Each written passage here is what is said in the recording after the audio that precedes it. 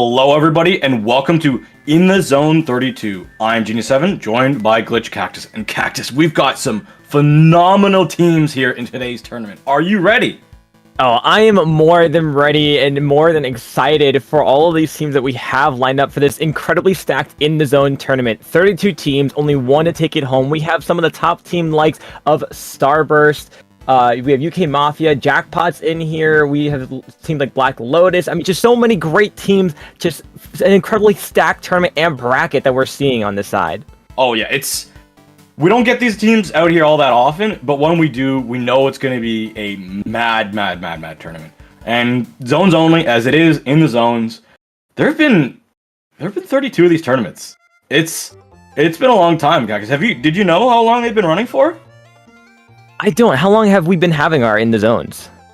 In the Zone 2, I remember, was back in 2018. It was the first tournament I played with Inc. Alpha, which is like, I've been with some of those guys for, oh my gosh, since 2018 still. It's incredible to see how far we've come, especially with a tournament like this. I mean, having tournaments that we've had run for so long in the community just shows how far we've come and how far we've grown, and seeing how far some of these teams have been constantly competing. Like you said yourself, you've competed in the zones too, and now we have In the Zones 32, 30 more zone tournaments later, and we still have some of just the greatest teams that our scene provides, entering, competing, and trying to be the best. Yeah, I gotta say, shoutouts to Sendo. He's been amazing when it's come to running these events. In the early days, it was funny, him organizing the tournaments and him playing in it. If anyone knows the Barack Obama meme of him handing himself his own medal, Sendu posted that quite a few times for In the Zone. But now, with this thing, with Sendu's tournament on Sendu's website, sendo.inc, the community's pillar for, well, Sendu Q and builds finding, team finders, gear analysis. I don't even know. I can't gas up enough Sendu Q. And Sendu.inc, there's just literally everything. Tournament finders, team finders, anything you need. And it single-handedly holds all the information for the community. But anyway, here we are, In the Zones 32, Game 1. You guessed it, the mode is Zones. That's right, we have Foams 32 versus Joga Bonito. We already see some great comps coming out. I love the look of the Range Blaster comboing with the Blob and the Carbon Roller with Zap to follow through with Paint. On the other side, we are seeing the Vanilla Slosher followed with the V-Shot, V-Splash, and Pencil. Both teams have very quick-moving comps. We see a great pick go down one. Here goes the Carbon trying to find a pick on the Pencil, and they will find a two. That's going to be 3 players down. A full wipeout right away for Foams 32. They are not messing around. No, they aren't, and they're using their composition to perfection, using that Range Blaster with that big AoE damage, mixed with the Carbon, who can just run in there with the space the Blob and the Zap can create. It's looking good for them. Unfortunately, now the Tri-Sharks are out here, Cactus. The range has gone down to the shot. We've got a Crab Tank out on this right side, able to get a lot of chip damage back, and Foams, they're going to have to go back to the drawing board and get back in. That's something I'm going to worry about with their comp. Yeah, absolutely. I mean, just being able to quickly run each other down is something that both these teams are doing very well. Playing fast, moving quick, making sure they get the picks where necessary. Trying to shark around. Unfortunately, this Carbon Roll is going to get picked out. It's going to be 3 players down once again. Just the Blob holding on from their spawn as the lead did swap over to Joga Bonito. They're holding pretty strong, holding care of that dome and every angle beside it. Foams 34 has to find a good angle to try to get in, especially with some specials. Yeah, we're going to have a shot going down in the backside. This is going to be Azuka at the ready here. Archer's going to make their way forward. Really close to that tactical. He's going to jump down and take out the Slosher. Here goes Bishop. Has to watch out. The Crab Tank might squish them here, but there is going to be a jump out and a jump in. 30 seconds on the clock for Joga Bonito. Cactus, I feel like they could walk away with this game here. It very well could be, but Bishop's trying to put some work in, but the Pencil's going to get a nice 90 toss to get that pick, and with only a few more ticks to go, can they secure it? Archer's holding the one side of the zone. It is just 1 player alive. The Slosher will go down as a trade, and Foams 34 said, we're not out of this just yet for game number 1, holding his own, flipping it over, and putting some good penalty points down for Joga Bonito. Wow, this game, Cactus, is going to be tight, especially with there's going to be a splash that just runs in here. The Carbon's not able to find that splat. Then that means the Slosher's able to get 2, not 3, but, clean up on the 4th. So that's a wipeout here, Cactus. I'm worried for Foams because their comp is proven to be a little bit more difficult on getting in. It takes a lot more skill to get in if you're playing the Foams comp. And right now, these are not trades that they're winning at all as they get wiped out. No, I mean, the pure aggression that Joga Bonito is just applying. I mean, look at this pencil setup. Just set up perfectly, trying to find a pick on one. They're staying alive, but the blaster will get some AoE damage there and get them out. It is just now the Slosher alive, trying to stall them out with their strikes. Players are trying to come back into mid. We see the Carpet Roller here trying to find a good pick. They will pop Zuka to try to find one, as the Slosher will take a dive and get one as they fall off the map. And that's a little bit faster respawn than dying to the Zuka. So if you know you're going to be able to hit that shot, but you're going to go down, I'm honestly down to take that trade every day of the week. Yeah, it's really about knowing the smarts of that, being able to take that 1 or 2 second extra, you're back sooner than your opponent, being able to just be in the fight quicker. As we see his pencil putting in work, looking like supplying a nice double there. Although the player advantage right now is still in favor of Foam 32 as the rain is popped out by the blob. They're trying to hold zone as long as they can, forcing the members of Joga Bonito back a little bit further. The Crab will come out and get a great pick on one. Can the Blaster find one with a little bit of AoE? No, they won't as they fight for it. Here come the strikes. Joga Bonito trying to find a way in as they get one pick, 2 picks now. Pencil going absolutely massive, getting these clean spots down, assisting the team with the cooler, getting the paint control, getting the high ground control, just showing why and how Pencil is so strong on like all zones maps really in the game, it feels like. Yeah, I mean, Pencil being able to have pokes from so far with that range and so many shots to come out from it as well. The chip damage is unimaginable. It's always great to have one on your team. Just like we see here, the Pencil having just like a little bit of reset though. But with 2 players down on Foam 34, Joga Bonito is going to try to find a way in here. If they get a pick here on the Blast and to follow it out. They are fighting for their lives, getting it out. The players of Foam 34 now just trying to fight and contest a couple more picks, and they will, making it a 4v2 situation on the board. Yeah, this is going to be dangerous. Pencil's going to be able to get out of there because Tacticooler Super Jump is, let's just say, strong. This is going to be an interesting spot here. We find ourselves in Cactus for Foams. I don't know how they're going to be able to hold on to this with this Crab Tank going out. They're going to need a way to get control of the zone because at any moment in time, Tri-Strikes can come out and cap the other side. And luckily for them, they do get the splats. They get 3 splats, forcing the Pencil back. Final fight now. This is it, the final 25 seconds of the match, and with Foam 34 trying to apply a lot of pressure to force Joga Bonito back. Cooler will be popped on their side, Blob grabbing it to get a little bit more damage. The Blob is really making it hard for Joga Bonito to go in. But here we go, the special's coming in, Zuka will get one, Strikes will try to hold the zone just a little bit longer. It's trades all across the map, but the zone is still held. We're going to run into a little bit of overtime, but here's Joga Bonito trying to fight for the zone. The shot trying to get a pick on the left side. Down. They can't go down here. They have to win this fight against Archer. They go down, and this is going to be a zone fight on the left side as well. Lots of trades back and forth, back and forth. One zone has been capped. Every fight here is crucial. The players are going up and down on both sides, but the zones, they're going to stay neutral for too long. And that's going to be Joga Bonito taking game 1. Wow, if you can't cap the zone, all you have to do is stall, and they did a great job at fighting between the 2 zones on both sides, making it hard for the other players on Foam 34 to find a zone to really cap first and go around with just the great positioning that they were able to have against them. Made it really hard to get that cap for just a 7-point difference of a loss. It was so tight. But that was one of the things with Foam's comp.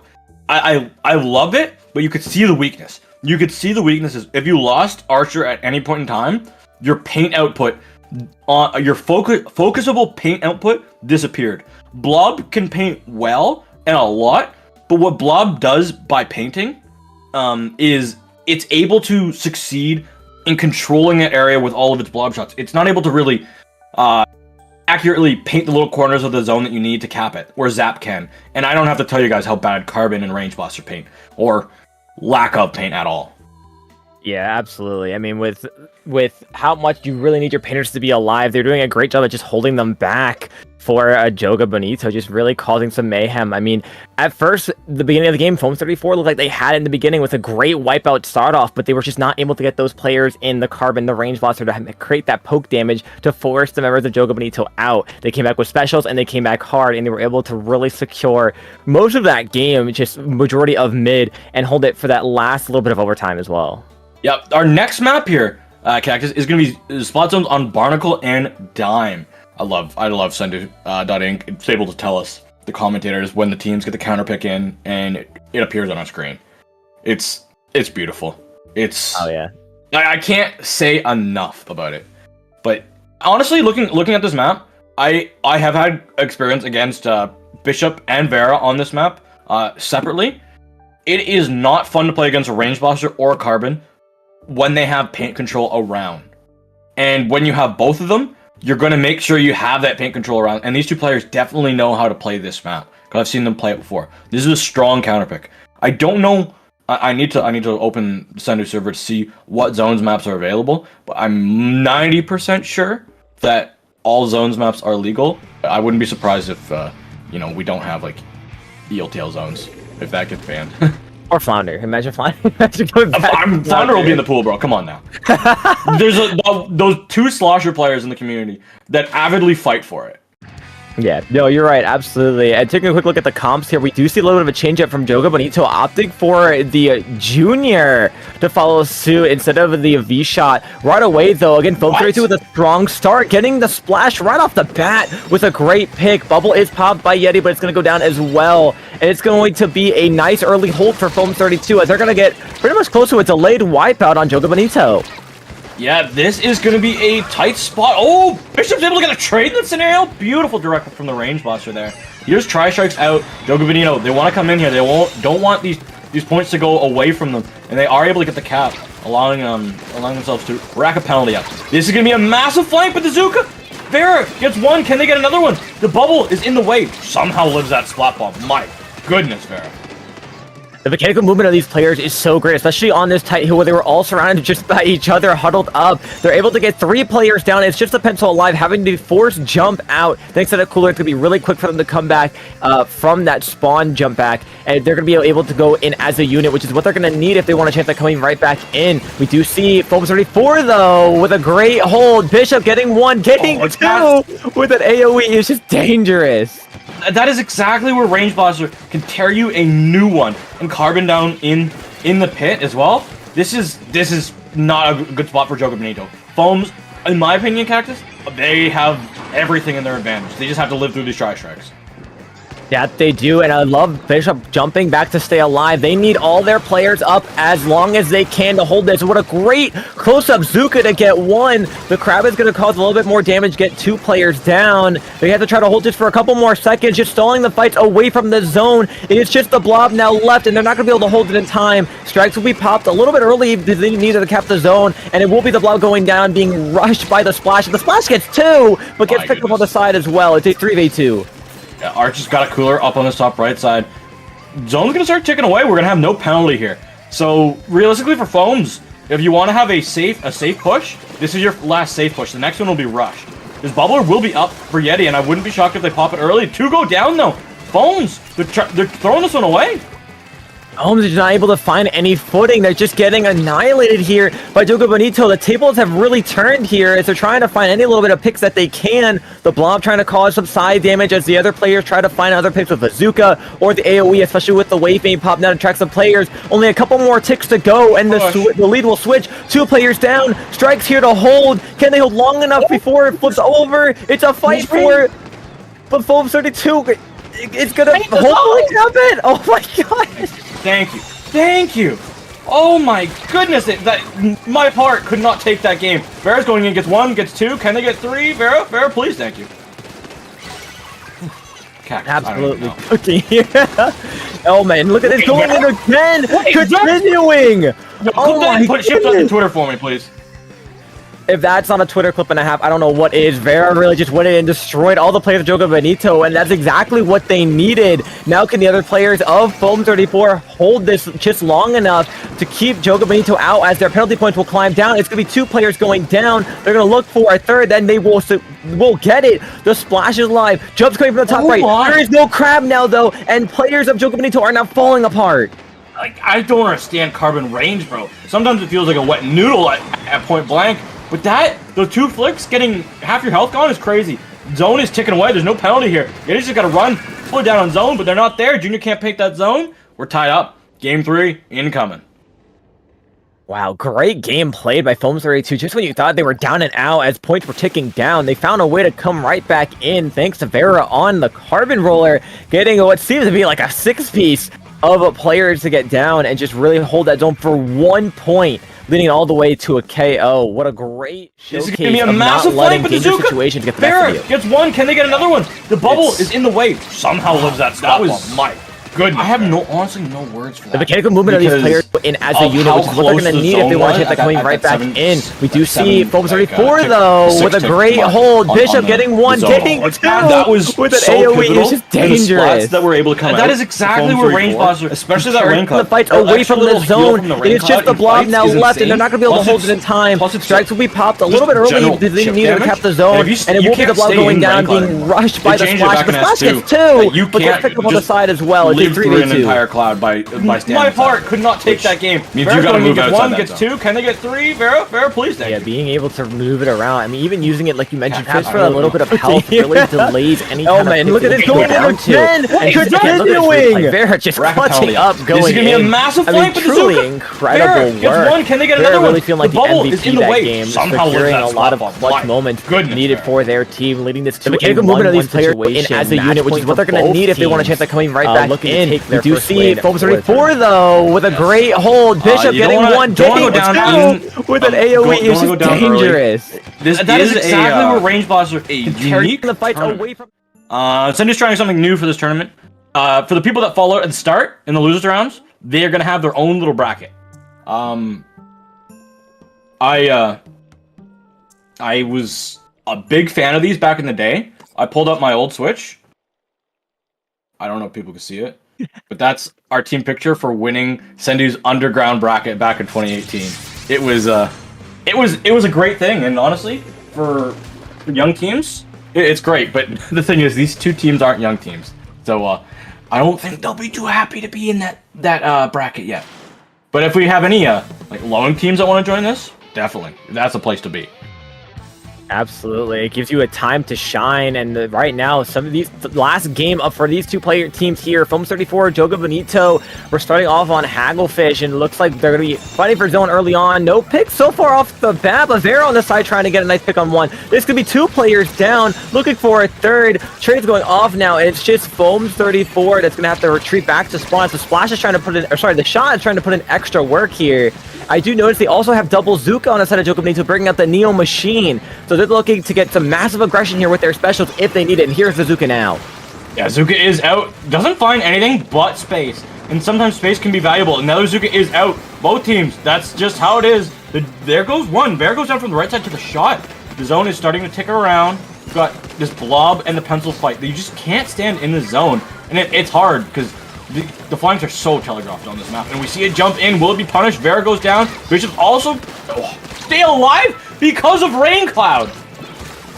Wow, you gotta love just the smarts of knowing, being able to use that to your advantage, and just staying alive without having to rush yourself for a pick.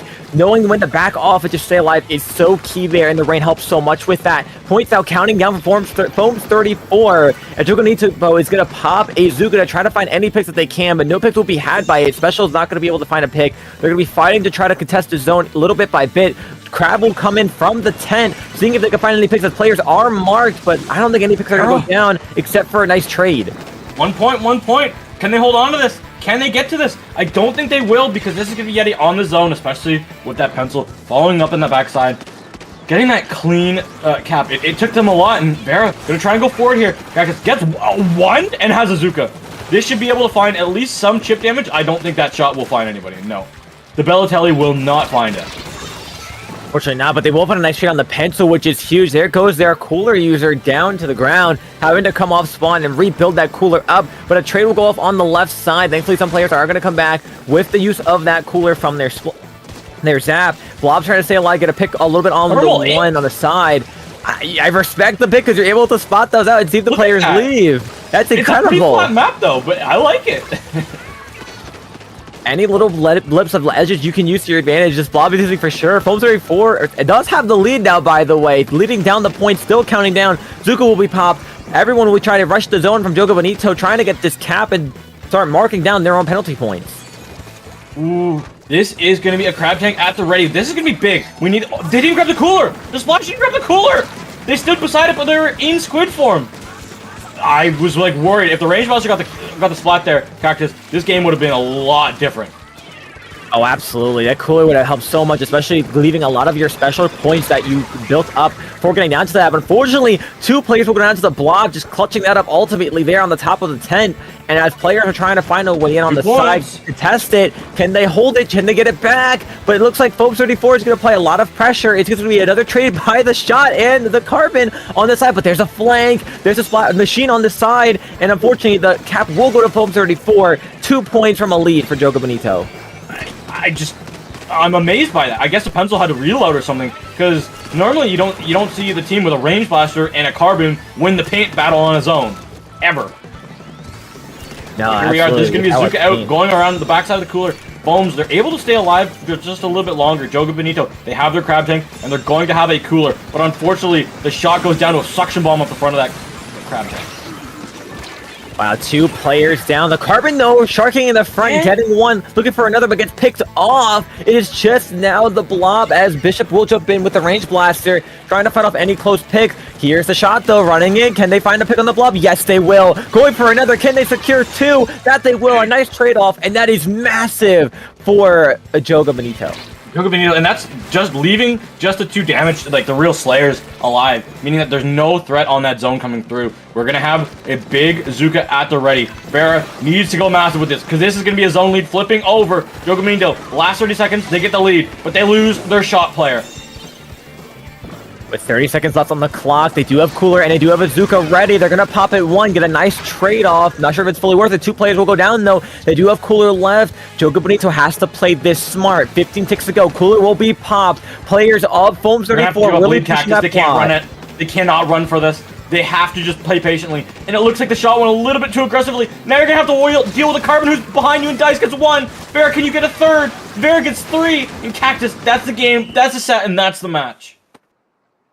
Foams 34 really using that time to advantage. Vera, again, the MVP of that game at the end, clutching a 1, so getting 3 picks. Like you mentioned, a nice triple on the board to secure them that solid win of a really long pushback of a game, a full 5-minute match, just going back and forth, no overtime needed, securing that win, securing them a first-round W. Yes. Big win for them, and these are 2 tight teams. Overall, these matches, so beautiful to watch. And Nico's Blob, I'm going to be honest with you, there was a lot of those fights at that rain cloud, plus just the overall chip damage from those blob shots helped the carbon and the range blaster get extra splats, stay alive a little bit longer. So I really want to say, as much as we saw Bishop and Vera run around and splat everything, I want to give the MVP crown to Nico for especially Zone Hagglefish. We saw that zone battle. The sprinkler plus the blob outpainted a splash and a shot. Yeah, the pain efforts were there. Blob applying so much chip damage with all of their shots. I mean, it really allowed for the other members of their team with their extra chip damage, like the burst bombs that we saw from Vera, or Bishop with the AoE of the blaster. I mean, just being able to put so much chip damage and pressure on all of the members from Joga Bonito just really helped them secure a solid win, solid leads, solid picks the entire set. Yep. And congratulations to Foams 34 for moving on to round 2, where they're going to have a good matchup where I believe that they have a 100% chance of winning it against Jackpot. But with that, we are going to go to break. Good luck, Foams, on your run against Jackpot.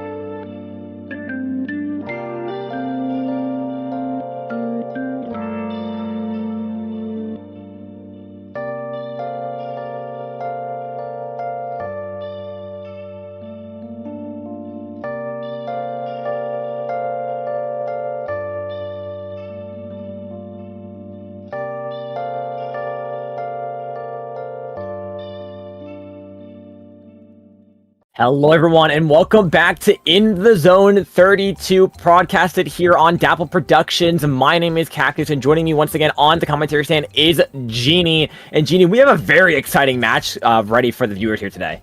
ASC Teni, Moonlight. I love watching both these teams play. I've had the opportunity to get my butt handed to me by Moonlight on stage. I had Riptide, and I've had my fair share of losses to ASC Teni, and my fair share of close games. But overall, I want to talk about some more of the maps that we have going on. Learned it's not every single map that is available to all the teams. Every single team brings 6 maps of their choosing, of zones maps that they want to play. Like Moonlight, they have selected Hagglefish, Mincemeat, why can't I remember the stage names? Mahi Mahi Resort, because I have to remember the name of it that actually is called, and not my nickname for it. Like, not the other name, but yeah, along with a bunch of other. But the game 1 is going to be ASC Teni's pick, actually. I am a little bit surprised that it didn't pick a map that both teams had selected in their map pool, because Robo-Ramen could have been game 1. Robo-Ramen would have been a fun one, but instead we're going to go with the really short, one of the shortest maps in the game, that being Brine Water. We're going to see what these comps are looking like by both these teams. I love seeing the Vanilla Jr. come out, 96, the new Stamper with Crab and Pencil, and looking on the side of ASC Teni, we do see the Range Blaster, Slosher, Pencil, and a Shot come out, and the Shot's actually going to be the first one that's going to go down right away. Oh, by the Range Blaster on ASC Teni. Can they find a third? Yes, they will. It's just the Pencil alive, and Moonlight is rushing into their spawn. All right, Cactus, while we have a break here, what do you call the new Stamper? Is it Neo Stamper or is it Stamper Nouveau? I want to call it Neo Stamper so bad so many times, me personally. But no, that's what it's actually called in game. It is. Even though it's Nouveau.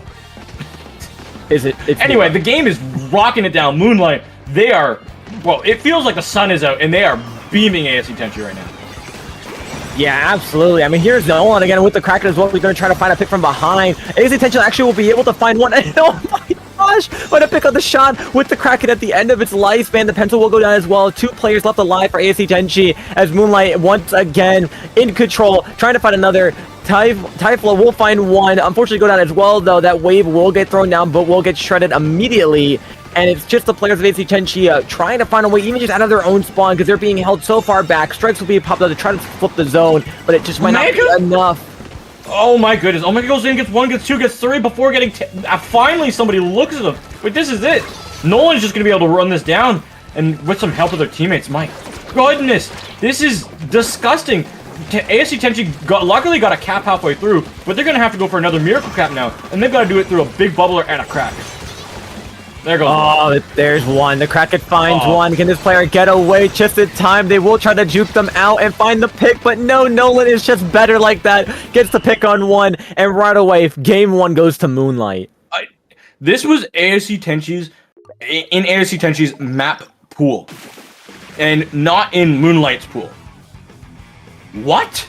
This was like a game 1 counter pick, and they got steamrolled on it. I've never seen anything like this, Cactus. Scratching my memory bank, and I am floored with the performance I've seen from Moonlight. Yeah, I mean, Moonlight has just been destroying. I know lately they've been under the coaching of Pro Chara, but I mean... Name drop, everybody! Chara fans, come out! Yes, this is Pro Chara's team that he coaches. But even before then, I mean, Moonlight has been doing amazing things, even without the help of Chara, but you can't help wonder if, like, Chara's got some great influence on them, whether it's changing a certain mind or pushing them towards a stronger suit, a stronger path, and I mean, we saw that power that Moonlight's bringing to the table this first game. Undeniably strong and powerful, and they're going to try to continue this going forward, and it looks like our game number 2 is actually going to be going over to Hagglefish. Dang, that was a fast counter pick out of the side of ASC Teni. I'm a little bit concerned because both these maps, they have a death pit of a zone. That's about all the similarities that they have. A death pit in the zone that Sniper Rider can destroy. And I don't think there was a Sniper Rider differential, more or less than a sword and a 96 cal just took away half your health at the beginning of every fight. And then either if the pencil didn't hit you for one, then the sword or the 96 hit you for the other chip damage that you needed. And that was pretty much it. So I'm going to see if Moonlight's going to come up with something. Oh, let's go! Tenebrella players, come back out here, people. We are here and we are ready. Tenebrella will come out by Shadow and Omega swapping to the V dualies that will have a strong crowd to put some damage out, but ASC Teni might have to use their strikes or Zuka to take it out if they can't with the Blaster's AoE. It's going to be right away, 96 going down for Moonlight. Make that 2 players down right off the bat as the dualies tried to go in and got a little overzealous. It's going to be ASC Teni trying to fight to hold the zone. They will get the cap as the tent will cause a little bit of stall for it. Blaster trying to go in, gets picked up by the pencil. 2 players down now for ASC Teni, and Moonlight's right back where they want to be and capping the zone real quick. All right, Shadow, show us how well Tenebrella can work on this map. Make it so my team allows me to play this weapon at Genesis next week. I want to beat Boop Boops with the Tenebrella. Hey! Tenebrella would be a fun thing to fight. I mean, it's a great weapon with some great uses to it. Here's Nolan with the Kraken trying to pick on one and gets a nice one at it. As they do also have a jump in. The Crab is in a great position as well. Just annihilating these players of ASC Teni, not being able to get out of their spawn. Crab will find one. The player can't jump out. Moonlight is just obliterating the spawn here and making sure no one can escape. This is... the amount of Moonlight that I've seen right now coming out is more Moonlight than I've seen from Cresselia and Umbreon combined. This is insane. For any of our Pokemon fans out there, they know the reference. This game, ASC Teni has to go in with these Tri-Strikes. They get 1, they get 2 splats. Can they get the zone? They have life. They have life, Cactus. They're not down and out just yet, as one player is gonna shark on the side. It costs 3 players to look away from the zone just to get the 1 pick. Unfortunately, thankfully for them, it did not cause them to lose any bit of play. They will get 2 players down. The Crab will get 1, and they're gonna try to find another. That they will. Players coming back in from ASC Teni as Omega is here on the side, looking to rush in with the dualies, find a good pick on the side. Points are still counting down. Here is the tent now, trying to cause a little bit of mayhem. Kraken's out, Zuka's out. Can they find the picks? Can they find the zone? It's still going to be a hold for ASC Teni. They gotta hold this because Shadow's gonna come in. Will Shadow be able to find the splat? No! And the zone paints over top of their feet, meaning they're gonna get taken out almost instantaneously. Now, there's a jump into Dice. You gotta punish this fast and you gotta punish this easily. Unfortunately, you'll lose a range blaster for that, so that was not as clean as I wanted it to be. But the zone, it's ticking here. ASC Teni, this is gonna be an opportunity for them to take the lead, and they're gonna have it. Wow, that's the lead. Can they cap the zone in time for Moonlight? Is able to get in. The Sprinkler's in a great position. They're just painting the zone as much as they can. And ASC Teni will tie up the score 1-1, going to a game 3. I love the game 3, but my heart... Oh, the Tenebrella heart. It's sad. I know Sendo wanted the Tenebrella to succeed as well, because, you know, Sendo used to be one of the best Tenebrellas out there, until, honestly, I think Shadow took that crown. But, that was a great match from ASC Teni to come back from. It looked the exact same as game 1. Them getting spawn camped for the first 90% of the game. The only difference was that last 10, where they flipped the script, held that zone, and ran it all the way down to a knockout. Yeah, then that's what they needed. Things got dangerous, but they were able to find a way in. I was going to say we are looking at our next map pick, which is going to be Barnacle and Dime, showing by both these teams having it as a pick for their side. So interesting to see what comps they might bring out for this game number 3. Oh, yes. Do we see the tent come back out? Or do we see that... Are we going to see the Stamper 96 Gal combo come back again? Because I really didn't see as much value as I needed to from that tent. This is another good map for Tenebrella. It has some ramps, it has some ledges that it likes to dance around. But overall, I feel like Stamper could also do just the same thing. But I don't know, it really came down to that last 10 seconds of Cactus, where the zones, not the last 10, but like the final moments where ASC Teni made that last dash, they got control of the zone and didn't look back. Yeah, they do what they wanted, and they had the control of that zone. They were taking great positioning, making sure they piled on any players that were trying to individually go in. The dualies trying to find their own picks on the side. It was unsuccessful. The 96 was trying to take care of their ramp and find a way in, but they could not successfully get it, as two players were able to take down that wall and get that pick with some help with the Zuka. They played that very well that last couple seconds of the game for that knockout, which is what they wanted. And I mean, tying up the board against a team like Moonlight is incredible. It's a great position to be in, knowing that you do have a fighting chance. It's not just going to be a sweep. Yeah. We're just fixing up the bracket right now because Sendo.Inc. is displaying that ASC Teni has won Game 3. Yet, we clearly know that Game 3 has not happened yet. So, we will be playing this game. Don't you worry, folks. Don't you worry. If you look at the bracket, that's not the correct score yet. The game is not done. As well, we have it for you right here on Dapple. Speaking of that, right here on Dapple, we have another tournament coming up tonight, Cactus. You know what it is? Tell me, what amazing tournament do we have tonight? Squid Junction, baby! Woo! Let's go! Let's love us some Squid Junction. What's this? This is number 61, I think, correct? I can't remember what number we're at, bro. I've lost track of how many every other Saturdays it's been. But a lot of other Saturdays. Yeah, sometimes it gets moved because like normally we don't have Triton and Squid Junction the same week. Yet we had Triton yesterday and Squid Junction coming up later today. So yeah, what is Pat saying? Yep. Yeah, 61. 61 yep. Let's go, Pat. Pat knows. 61. So if you haven't already and you're loving what you're seeing here on In the Zone and you want to play in a tournament coming to you later today, Squid Junction 61. Sign up, get a team together. If you don't have your team already, hey, form a pickup. It's still great practice. It's still an opportunity to fight for it all in such an amazing bi-weekly tournament. Oh yeah, for sure. Alice will probably ping me in a second why we don't have it next weekend. It might have something to do with a land major, but I don't know. Or Alice just wants a week off to play Final Fantasy. But Alice doesn't take a week off, so you know. Maybe it's both. Maybe it's both. We I know as always for Dapple, every Wednesday we've had 3 Wednesdays in the past 200 and I don't even know how many. 250 in paddling pool was like 3 weeks ago, was it? I can't even remember. I don't know. I don't remember dates anymore because of midterms. Midterms will do that to a brother. It's like, what day is it today? All I care about is when my midterm has to be done by. Yeah, at that point, that's all that matters. You wake up, midterm, go to bed, play some Splatoon on the side. Who needs to know what year? Who even knows what year is anymore? We don't pay attention to that. That doesn't matter. I don't even know. It's could be 2018 for all I know. We could have Octo expansion coming out soon. Ayo? Side order? Are you ready for side order, Cactus?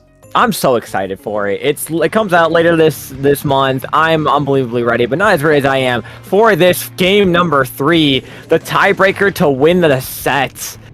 Coming out with Moonlight and ASC Teni. Looking at these comps come out, we're not seeing anything of a change. We are going to see the Junior come back out by Shadow on Moonlight, looking to not mess around. Similar comps that we saw from the first game, minus Omega on the dualies. So let's see who's going to cause the first damage. Yep. We're going to see both teams panning up for that cooler. Basil's going to get the first one, and that's already a slosher gone on the side of ASC Teni.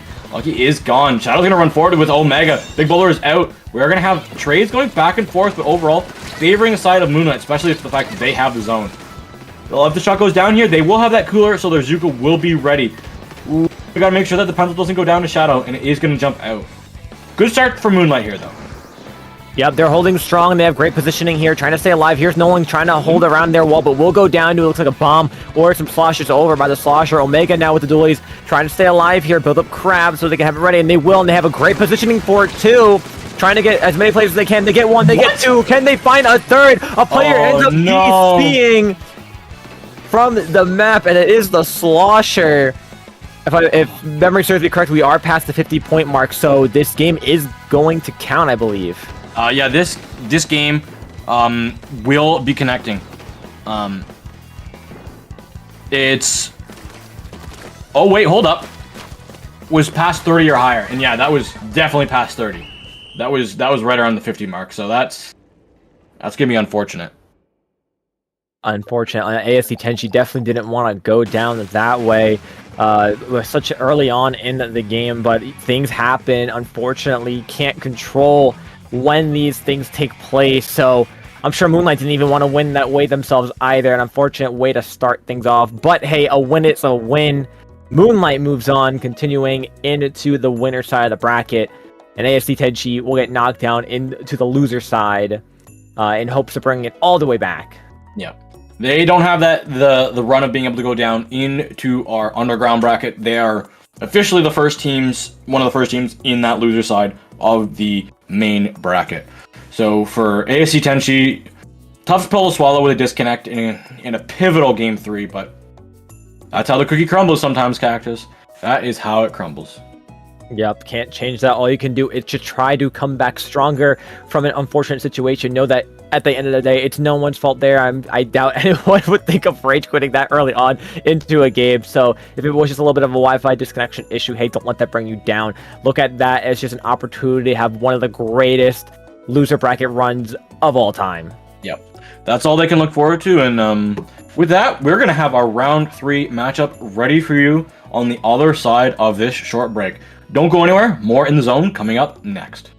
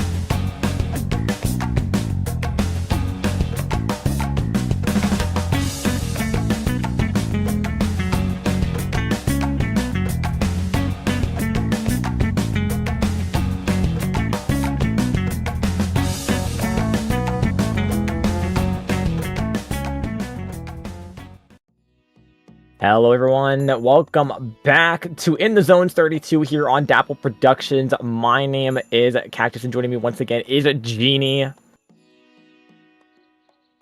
Oh, and yeah, Cactus, I gotta say we've got a second here to talk. Why we got the 1-1 score up here again? Moonlight ASC Teni. So the rules of the tournament are what me and Cactus and Brownie all thought by reading it was that because one of the rules, the team with the DCing objective counter, their objective counter was at 30 or higher. At 30 or higher, which is not like 30 points off of your score, it's the marker of 30. So you could have below, the number can be below 50. You can be halfway down the zone counter and still be playing, which means that there will be a replay of the game that we thought was going to be happening. And yes, we do have that match for you here and now. The honorary replay, and yes, the channel points will still be online. So coming back in, we are going to have the rematch, as Genie mentioned. Coming in here, both teams are rushing to the zone. Similar comps, of course. They have to keep everything the same. Both teams now rushing to the zone. Blaster will go down right off the bat. The shot on the side, trying to keep some pressure. Unfortunately, will go down as well. Down to Moonlight, as Moonlight is now wasting no time once again to hold that front side of the plat. Slosher's going to go down as well. It's going to be almost close to a delayed wipeout as one player will jump back. It's just already great positioning by Moonlight. Yeah, and again, Moonlight, strong opening start this time, but they do lose their junior. They're going to have a crab tank at the ready to be able to stall this out, and maybe a Kraken to cause a lot more paranoia. Lucky is going to go down. We are at just about the 50-point mark here. Members of ASC Teni are falling left and right, but they are able to find a splat down into the trench area. But again, Moonlight, they're proving to be so strong in the early game. Yeah, I mean, look at that. Nice trade-off going down by the duels, and they are, I believe, coolered up, so they will be back in no time. Trades just going off left and right. Just the junior trying to touch himself. Duluth will come in and help with one, help with two. 3 down. That's going to be a full wipeout on ASC Teni. And Moonlight quickly securing this game like we saw they were doing just before. Trade-off to end it off. Moonlight takes that third game. I want to give a big shout out there to Shadowin on the junior, able to stay alive, dodge back and forth just a little bit of time, allow Omega to jump in. Omega using the chip damage from the bombs to get a triple off of Shadow's dancing maneuvers with the dualies on their landing, and able to dodge roll the side, get 1, get 2, get 3, and solidify the honest and truthful 2-1 victory that they had earned.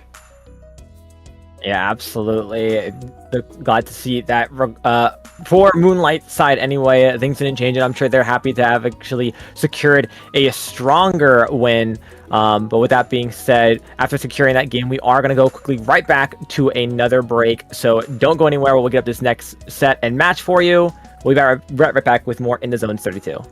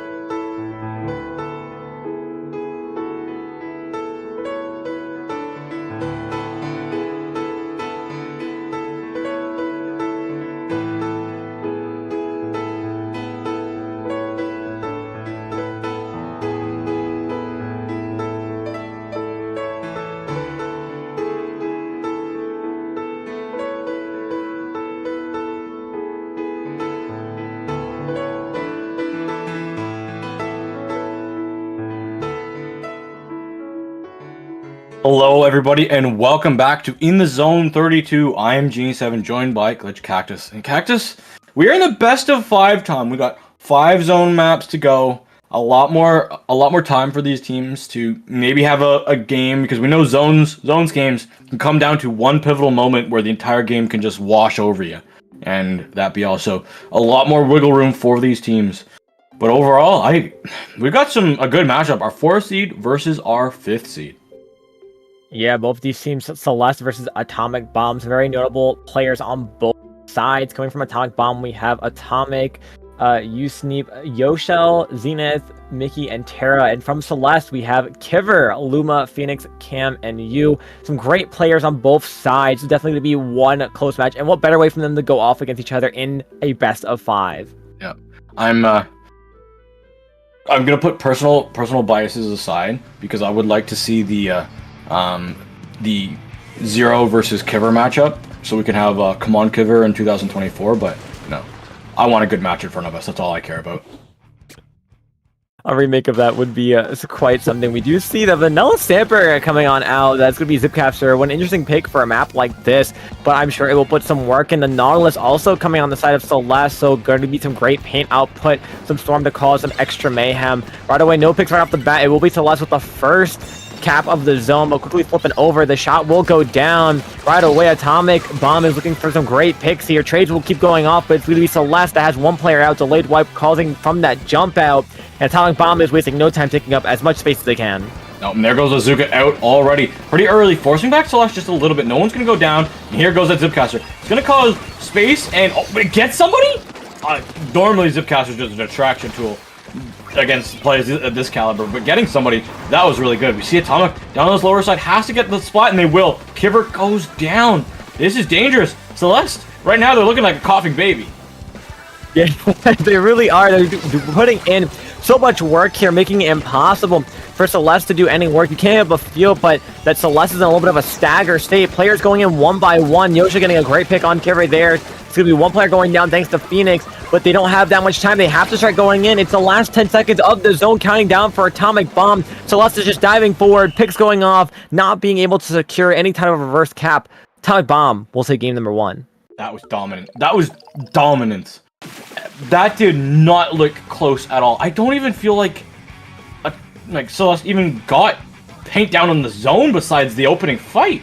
It was just pure Atomic Bomb in control, having the specials that they needed, getting the splats that they needed, winning their 1v1s, getting the paint control, and recycling everything to win them the next fight.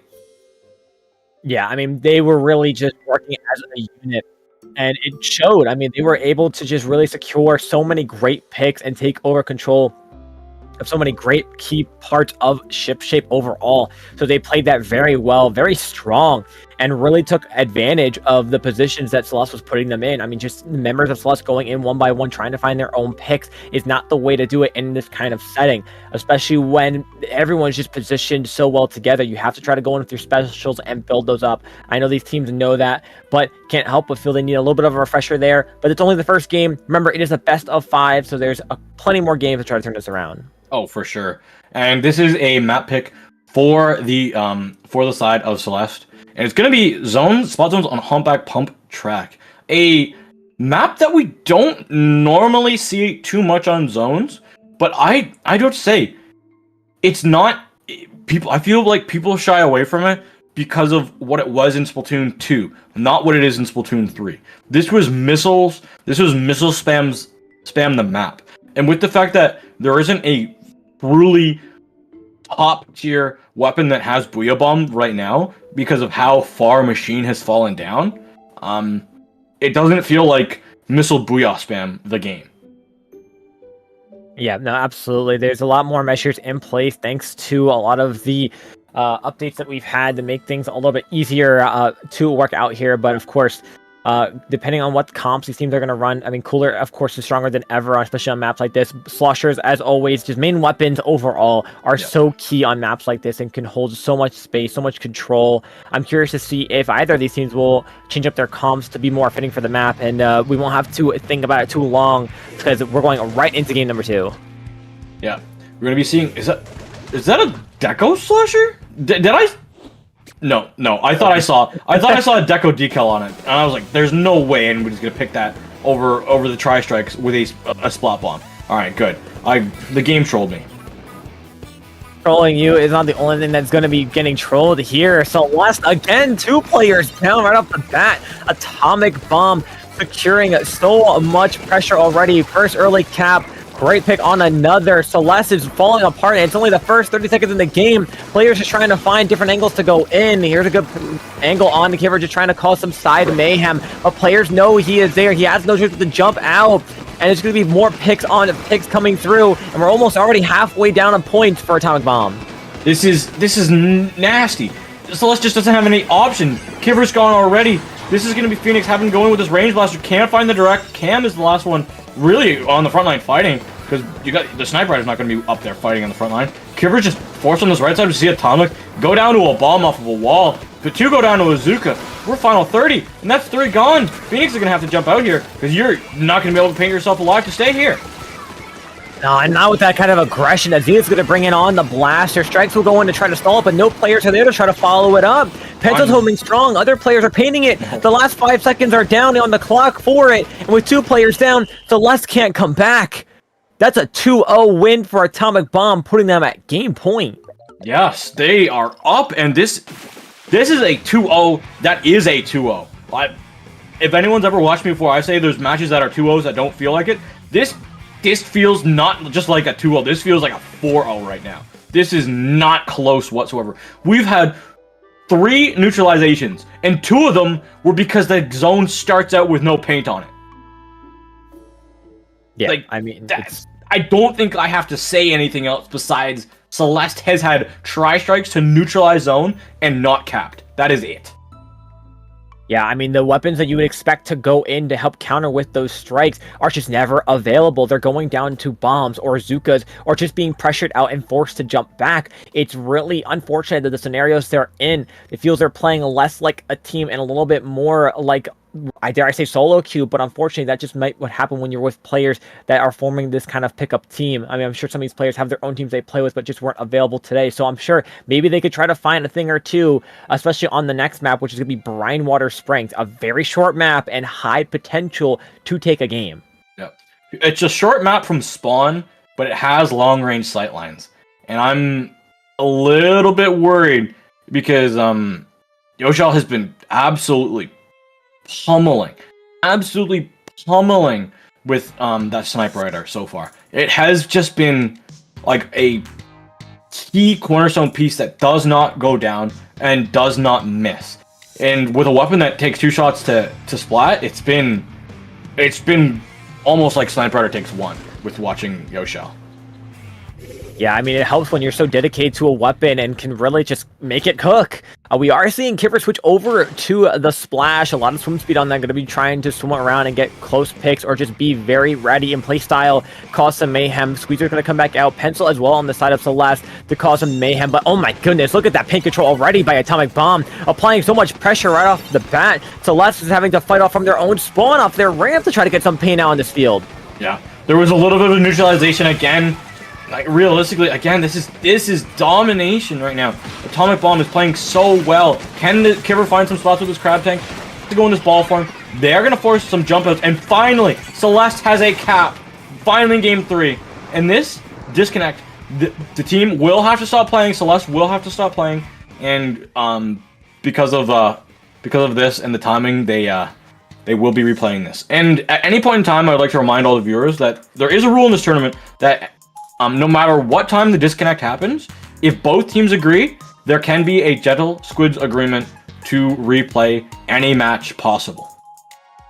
Yep, absolutely. Comes down to just the agreement of both teams. Gentle Squid's agreement, as you mentioned. So, absolutely, we will hopefully get that player back in the lobby in a timely manner and be able to bring this game right back. Yeah.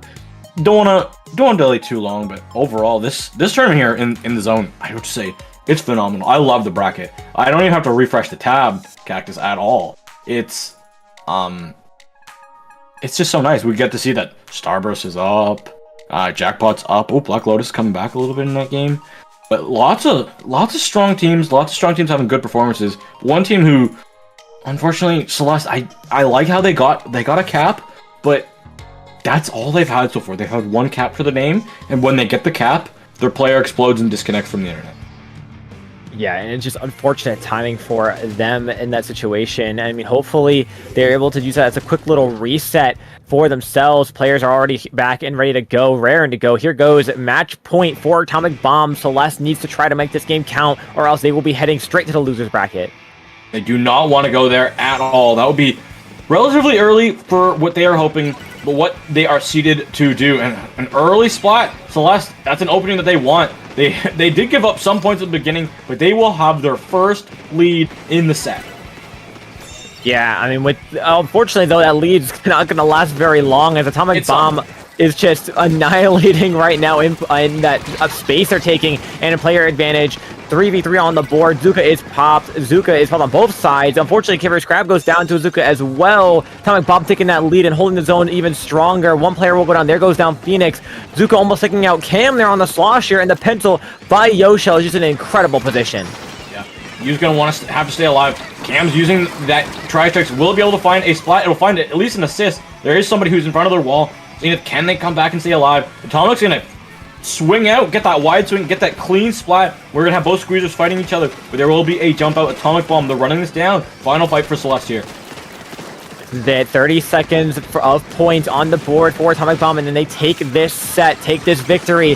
Strikes will come out. That should be enough to cap the zone, as it will. And it's going to buy them just a little bit of more time to figure out what they need to do this game to not only get in and get the zone cap, but also get the lead swap for a win. Unfortunately, Phoenix will go down. Kipper's fighting one player on the side. It's going to be unsuccessful. It is now the pencil back in spawn, having to just stay alive, as one player, Cam, will get picked up on the side, trying to go in for a flank. Things, again, looking dangerous still for Celeste.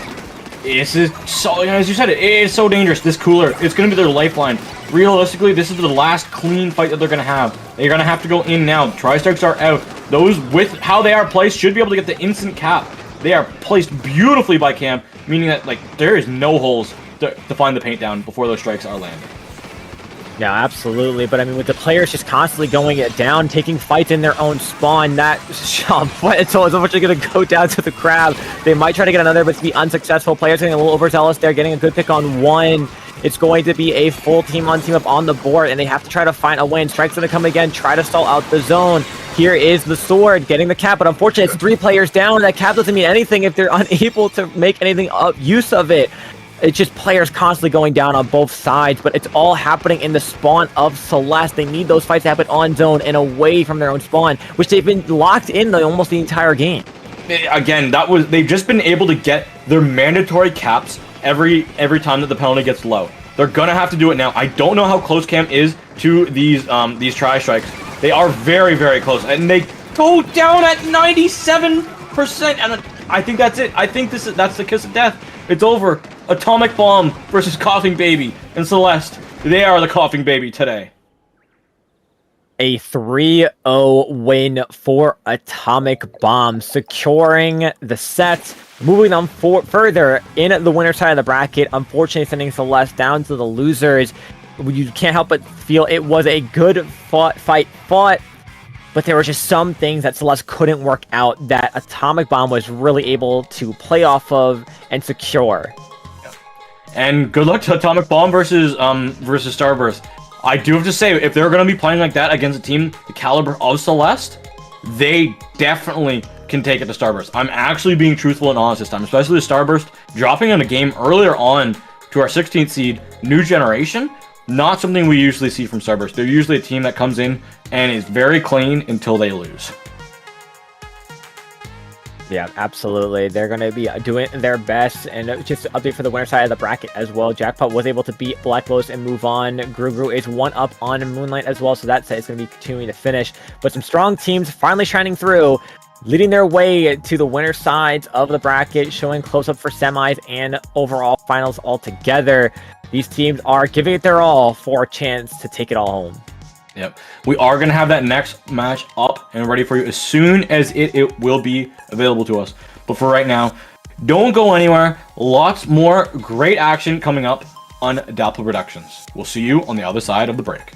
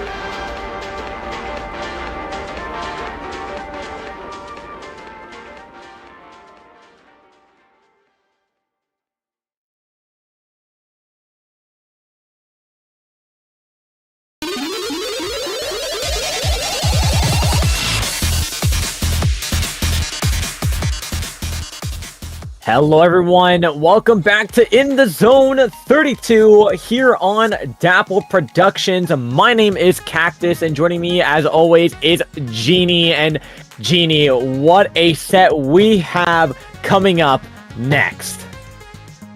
Starburst versus Atomic Bomb. After the performance Atomic Bomb had, I am in their corner, I am cheering for them, but my goodness, Starburst, they need no introductions.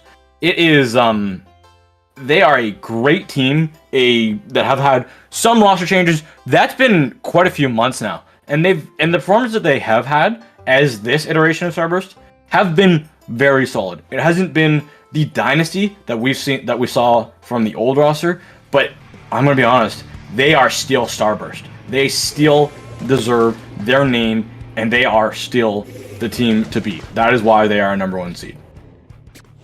Number one for a reason. They bring it all to the table, and here we go. Similar concept we saw from Atomic Bomb coming from earlier. We do see the Squeezer, the Pencil, the Shot, and the Neo Stamper coming off the side of Starburst. We do see the Neo Machine, Splash, Shot, and Pencil as well. Crab's ready on their side. It's going to be popped off right away. Brian coming on from the side, trying to find a good flank and a good pick on one, but we'll get called out and picked off. Zero rushing on in, trying to find a pick on the Pencil, and we'll get a trade-off. That's going to be a quick zone flip and lead swap for Starburst.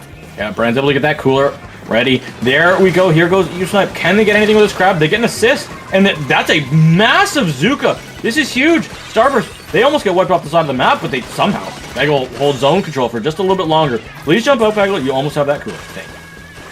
Yeah, Bagel playing smart there, backing up, trying to hold as long as they can to stop any form of pressure. But with that cooler pop, the Atomic Bomb is going to hold steady. Zuka gets popped on the side of Starburst, trying to find a pick on one. They're going to try to pinch it. Unfortunately, they will jump out and jump back into the zone. Down goes the Squeezer. Down goes the Stamper. Both back with cooler. Can they get the pick on the Pencil? No, they won't. Actually, no, they will. But Zenith will find a trade-off as well, getting a pick on one with his Zuka, and that's going to be a zone flipped over again for Starburst. The Atomic Bomb, though, holding on strong with the Crab. The lead in their favor by just 4 points.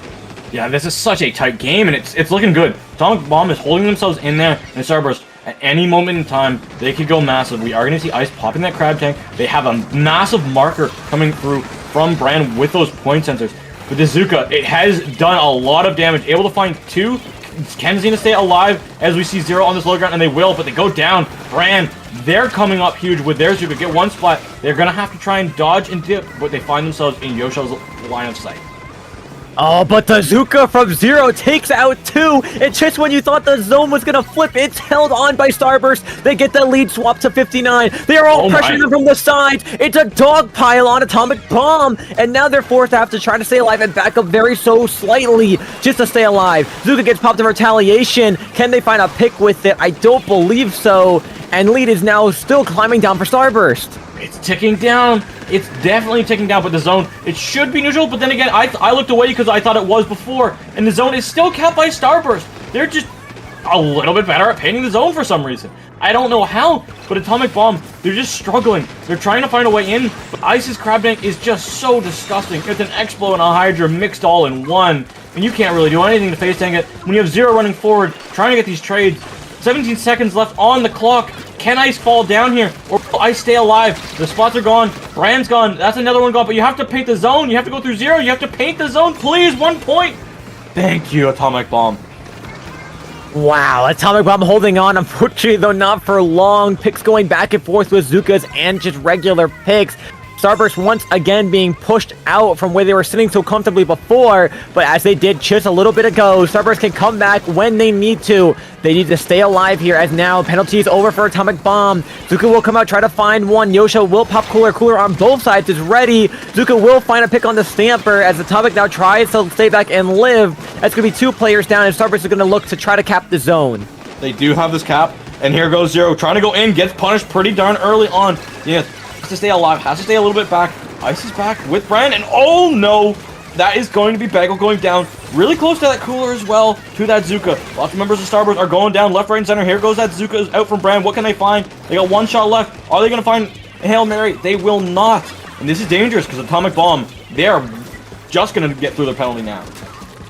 That they will once again, but as Starburst has been proving so far, they will cap that zone and cause that penalty to build back up. They do have a crab ready, but Atomic Bomb will pop theirs first. Brand on the side, trying to find any picks with the machine, forcing players back. Zuka will get popped in retaliation to that. Points are counting down. We're under the 20-point marker. Zuka will try to take care of the crab, but the crab is going to hold on strong. 2 players go down. They're going to fight for the zone. It's going to be Starburst getting that cap, fighting this more as Zuka pops out and gets Brand.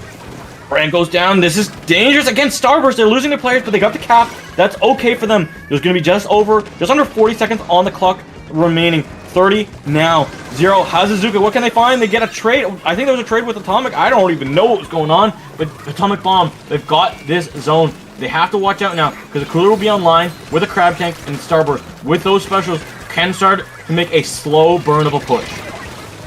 Yep, they've been making sure they're playing patiently, not rushing in and going down, surviving all the specials that Atomic Bomb tries to throw at them. With only 8 points counting down and a penalty is almost over, 0 gets 1, looking for another in that corner, goes down, and they get Zenith as a trade-off, and it's going to be a quick paint the zone for Starburst with some help with the crab. Starburst taking game number 1 in a very close game. Beautiful game out of Atomic Bomb and Starburst. If I could bottle this up and send this into a best of 5, I would. Luckily for us, that might be in the cards, but we'll see what Vegas has for us today. Hopefully it's better than tomorrow's Vegas game, but it is what it is. We can only hope as what a great win that will be.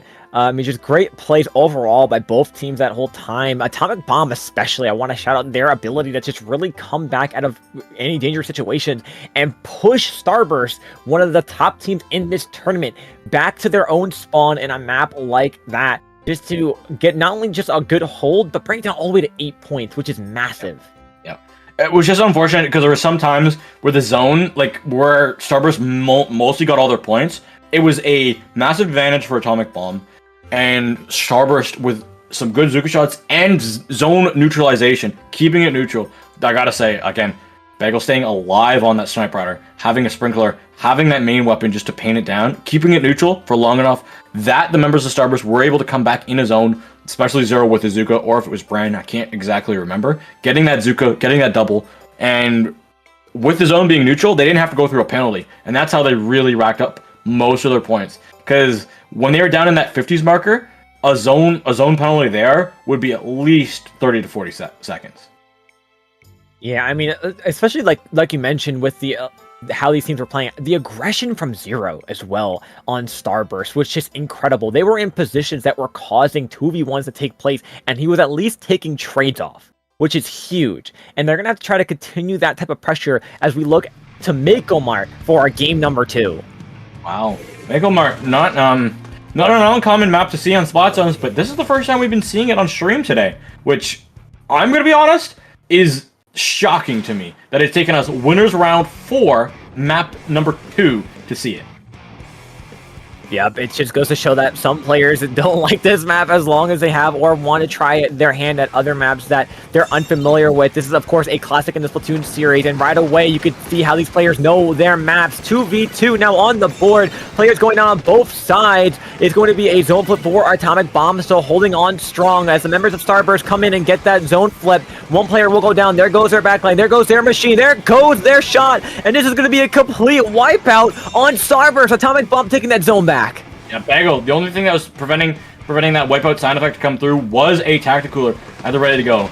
Now, Starburst, everyone's favorite breakfast, now with the 0 calories, will be trying to get their tactic cooler online to go in order the cereal that they need in the aisle zone. They're doing their best to fight off these members. Here comes the Zip, unfortunately getting a pick on the pencil. The Zip getting another support pick there. Amazing job there. Atomic Bomb with more control. It seems they're really able to get Starburst in a bit of a stagger here, forcing the players to have to play around what they're being able to do and stop creating the opportunities that they need. Yeah, and that's a good trade, I guess, on the side of Atomic Bomb, because you're kind of okay with that, especially with their cooler being up at the ready. But 0, as this Zuka mixed with Ice's Crab, what can they find? We see jumps in on the top right, chip damage down, but no splats found, no splats connected. Make that 2, make that 3 found all of a sudden by Starburst. Atomic Bomb, they're gonna have to go back and regroup. Now Starburst looking kind of comfortable in these positions they're in. Zero jumping on over to Brand, knowing they were in a difficult spot. Here we see them holding on as strong as they can. Bako holding that left stack pretty well. Although the zip is ready on the side of Atomic Bomb, and I know they're going to want to make a play soon. But unfortunately get picked off. They're unable to make any kind of play. And it's 2-down situation for Atomic Bomb. Starburst now holding strong. Zero gets picked off from the back as Zenith is rushing forward, trying to get a pick on the bench. They will get 2, but the zone will flip. Brand will hold on with Zuka. Zero jumps in, and this zone is still in favor of Starburst. It is. This is actually such an entertaining set to watch so far. I hope this can continue. Atomic Bomb, they're gonna get the paint down, but Zero, what is Zero cooking? Brownie, show him Zero. Show Zero. Oh, he was cooking. Tried to cook, but could not cook well enough. The kitchen is burnt. I was just about to mention Atomic Bomb now working through those penalty points. It's going to be 2 down for Starburst, looking for a third. Can they find Atomic will find, and it's going to be a delayed wipeout on Starburst. Atomic Bomb takes the lead, and they're counting down, 20 points to go. When RNG actually comes through and clutches up for you with that squeezer short range mode, my goodness, getting 2 spots on opposite sides of the screen is wild. U-Snipe is going to get punished in this zone. It's going to stay in favor of Atomic Bomb. Can they play zone? Can they hold on to it? 1 point left. Please paint the zone, and they can't. Zenith tried to go for a little bit of a flank, is able to get some damage down, but Zero comes up on top. Atomic on the top right. What can Zero find? Zero goes down. Actually, I lied. Zero does not go down yet. Finally it's taken out, but I think that caused a little bit of opportunity. Starburst, the door has opened. And you're going to have to make sure that door stays open if they want a chance at bringing this game home. Here's Ice trying to hold as much paint as they can. Build up that crab with the paint that's being thrown on zone. Unfortunately, they will go down. Zero's just sharking around, going on the stack, trying to find a pick, but no. There will go down 1. Here is the zip trying to find another. Can they find it in time, or will they have to recall? They find 2! They find 2! And Starburst is 2 players down. 1 is back with Cooler. Points still stacking up for Atomic Bomb. Penalties going down. Zero goes down again. And it is a 2v3 on the board. I have no idea how the power armor plus the Zipcaster Fist was able to do that much damage to get this crab tank so heavily in danger right now. U-Snipe isn't going to care about the crab. It gets run over by the crab that they could have easily just sliced and diced through. What? I have no word cactus for this game. This game, Genie, is just full of mayhem. Both teams are fighting their hearts out here, trying to secure this zone. Starburst took space, but they didn't paint the zone, so that's going to be penalty points slightly added for Atomic Bomb. And Starburst right now will hold control. They need to play a little bit together here, but Zero going down, or sorry, Brand going down there is not going to be optimal. Can Ice find the pick and finish it off with the burst bomb? No, they won't. They get picked off. Genie, we're in the last 20 seconds of this game, and Starburst is getting picked off 1 by 1 consistently. This is it. You got 10 seconds. What can you do if you're Starburst? It's going to take a miracle, and you cannot die to a Zipcaster. They get the spot on the Zipcaster they needed, and they stayed alive through the Zuka. They have a crab tank out at the ready to go, but you gotta paint the zone. You gotta get to the zone, and you gotta have to hold on to it from here on out. Atomic Bomb, the ball is in your hands. What are you going to do? Atomic's gonna try to find a pick on Ice. Can they find it? Will the Stamper get it? Ice goes down. Zone will get painted, and Atomic Bomb will cap the zone, and that will be game number 2. Insecure for Atomic Bomb. Score tied 1-1. Or tied 1-1. This is what I said. After watching what Atomic Bomb did to... I was about to call them the name I called them before. Celeste. There we go. After what they did to them, I was like, they've got a shot. They've got a definite shot to take it to Starburst. Because on paper, this was supposed to be Starburst versus Jackpot Grand Finals. That was really what it was going to be. But Atomic Bomb taking a game, showing that Starburst, they are crackable. They are beatable. And especially on a map like Zones Mako, that is a tried and true map, which I know Starburst has seen a few thousand times. Yeah, I mean, the Zones Mako was the game that we've seen during the InkTV Resurgence League that took down Starburst, that had fought so many of these top teams like Alliance Rogue and Jackpot. We've seen the upsets of top-level teams when it came to this map mode scenario. And I can only imagine how much it haunts some of them to this day, thinking about those losses during that area. But of course, with time and practice, they can secure a win. So them going down to that one map in that one game definitely is not counting them out as they're getting ready for game number 3. Robo Ramen is on the table. I hope you guys have got your bowls ready, because we're hungry. I just hope you're hungry. Now I made myself hungry. I want to go to the ramen place tonight. Why did I do that to myself?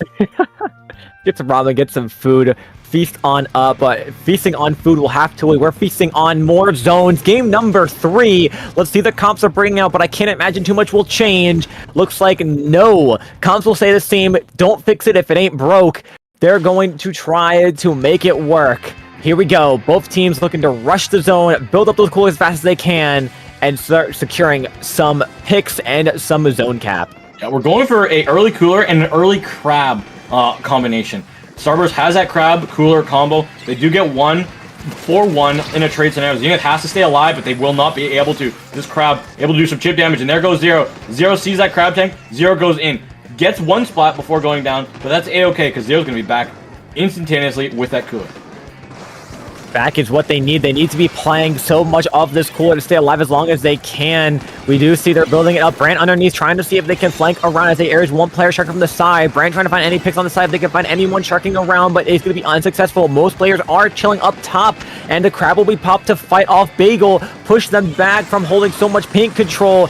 The crab will go over. No picks will be found except an assist, and it's going to look like with a crab being popped in retaliation, unfortunately going down. Zone is still being fought by Starburst and still on hold. Ow, it's still theirs. The sprinkler is finally gone from the underside of the ramen bowl. You can put a sprinkler up there, yes, and it does a little painty job all over the zone. We're gonna need Atomic to stay alive. They can't. This is gonna be Brand getting 1. There's a block there. It's the spectator camp. That block stopping that pick, unfortunately going down to the sword. Zero's rushing in, trying to find a pick. Can they find one? No. They get picked off early on. It's a 2v4 on the board, and Atomic Bomb's going to cap that zone, secure it, and make this game not over yet. Yeah, but you forced Starburst back, but you didn't force them out. They are still here. They're still ready to go. And this is going to be a Azuka coming out from the side of Starburst. Yoshal has to be pressured so far back. I think they're able to get at least some connection down to Zero, but Zero stays alive, and this is going to be Ice coming through clutch with a big crab tank. Spots coming back and forth. Atomic Bomb. They're getting bullied right now. Oh, this is the Starburst positioning you love to see. Bagel up on that wall there. Players jumping in, using their crabs to cause some damage. Unfortunately, making the smart move to back up, which is definitely needed here to not go down. Zero popping a Zupa, hoping to find one. Can they find it? Oh. No picks being made. Zones being contested repeatedly, but Starburst is still holding on strong, making sure it does not get capped. Penalty points are almost over. 1 player goes down. 2 players go down. Atomic Bomb is fighting for their lives to secure this so they could try to take this game, but it might not happen. Right now, Starburst is destroying Atomic Bomb. The zone is so close to being over. This game, it is Starburst. They take this pivotal game 3 and go up to match point. My goodness. They normally, as Nine Whole Grains says, they're the scariest breakfast out there. When they had Biscuit, Bran, Bagel, and Ice on their team, they were elite. But with Zero, swapping out Zero, having the 0-calorie destructive breakfast, they're such an entertaining team to watch when they're playing on their level. There's nothing that can truly stop them except themselves sometimes. And that was one of those games where they were locked in, ready to go. I did not see cracks. I really did not see cracks in their gameplay. No, and like you mentioned, that one time when Atomic Bomb was able to get that cap, they pushed them back, but not out. And Starburst really dogpiled on that process, that idea of getting 3 players down on Atomic Bomb with just the pencil alive, forcing the remaining members to have to spawn in and push back. And Starburst was able to take so much map control, so much space, practically spawn camping Atomic Bomb at one special point during that game, which really just shows you Starburst came not to play. They came with an idea in mind, and that is that first place title. Yeah, they want, and we have a Sendu NFT for this, right? Yes, there's a Sendu NFT for this tournament. So yeah, they want that badge. They want the badge too. Who picked this map? You're looking at Starburst as the one who picked it for their match point, and they're going to be leading this at a match point 2-1 lead. We are going to see again same comps from both sides, but there is that Zipcaster Stamper coming out and making potential for another win for Atomic Bomb, as we saw it do so well that game before. Yeah, I definitely think that's going to be something that can come down to. Zipcaster actually has some good spots it can latch onto here, and burst bombs Burst Bomb just combo a little bit better than Mist, even though Mist is surprisingly a disgustingly good sub on Stamper. No, absolutely, but sometimes you Zero? get to pick what work here. Zero trying to find a pick on one. They're staying alive, but Zero's still here to mess around. It takes a Zuka to get Zero out. It caused some trouble. 2 players on the side on that ramp. Zuka popped again, getting another player down for Atomic Bomb. Here it is in retaliation. Zero still had theirs from a cooler. Krabbis popped out as well. All specials coming out, and that's going to be so many picks on the board. Almost a full wipeout. Can they find it on the Stamper as they just narrowly try to escape? No, they will not. Cooler We pop. had wall hacks. If Usnipe was able to spin around a little bit, I'm pretty sure that would have been 2 direct hits to get the splats, but they don't have the wall hacks that we have. They're able to get at least a trade before going down. But I'm gonna say it, Starburst, they have this game in their palm of their hands. Can they hold on for just a few more ticks? Can they secure their spot in Grand Finals? They will. Sorry, Winners Finals. Starburst taking it. 3-1 on the board. Their way, like you mentioned, to Winners Finals. And depending on who they will go against, will be either Jackpot or Gru, both who went 3-1 in their previous sets. Yeah. I also want to say, Atomic Bomb, this was a great showing for them. The first 2 games were so entertaining to watch. And then Starburst, when they lost that Zones game, like, I guess you were talking about earlier how something with Starburst, it ticked a nerve from previous experiences in their history books. They said, nah, this ain't it. They got the gamer lean on, they sat up in their chairs, and they were, it was game time, bro. It was, ain't nobody stopping them now. But yeah. With that, we are going to be doing a little bit of a commentator swap. I know I gotta go, so, Cactus, do you want to shut yourself out? Because Yeah, absolutely. I do want to say thank you, Genie, for joining me on the commentary stand first, because it's been amazing commentating with you this whole beginning of the In the Zone tournament. Of course, give myself that little shout out. You can find me on Blue Sky, Twitter, and YouTube at Glitch Cactus, and you can find me on Twitch at Glitch Cactus 1. And Genie, where can we find you? You can find me down here. That's my Twitter. You're gonna keep up with all the updates. I am so excited. I get to see you, Cactus, at Genesis. I always shout out the lands on any channel that I'm on, no matter who's hosting them. So definitely watch G10 coming up to see both of us there and keep up with all that's going on. And tomorrow you can find me, of course, repping my boy Patrick Mahomes in the Super Bowl. Go Chiefs, and I guess go Team Taylor. I don't really know what we're called now. That's insane. But yeah, with that, we've got more great action coming right up after the break. Don't go anywhere. More great commentators coming up for you.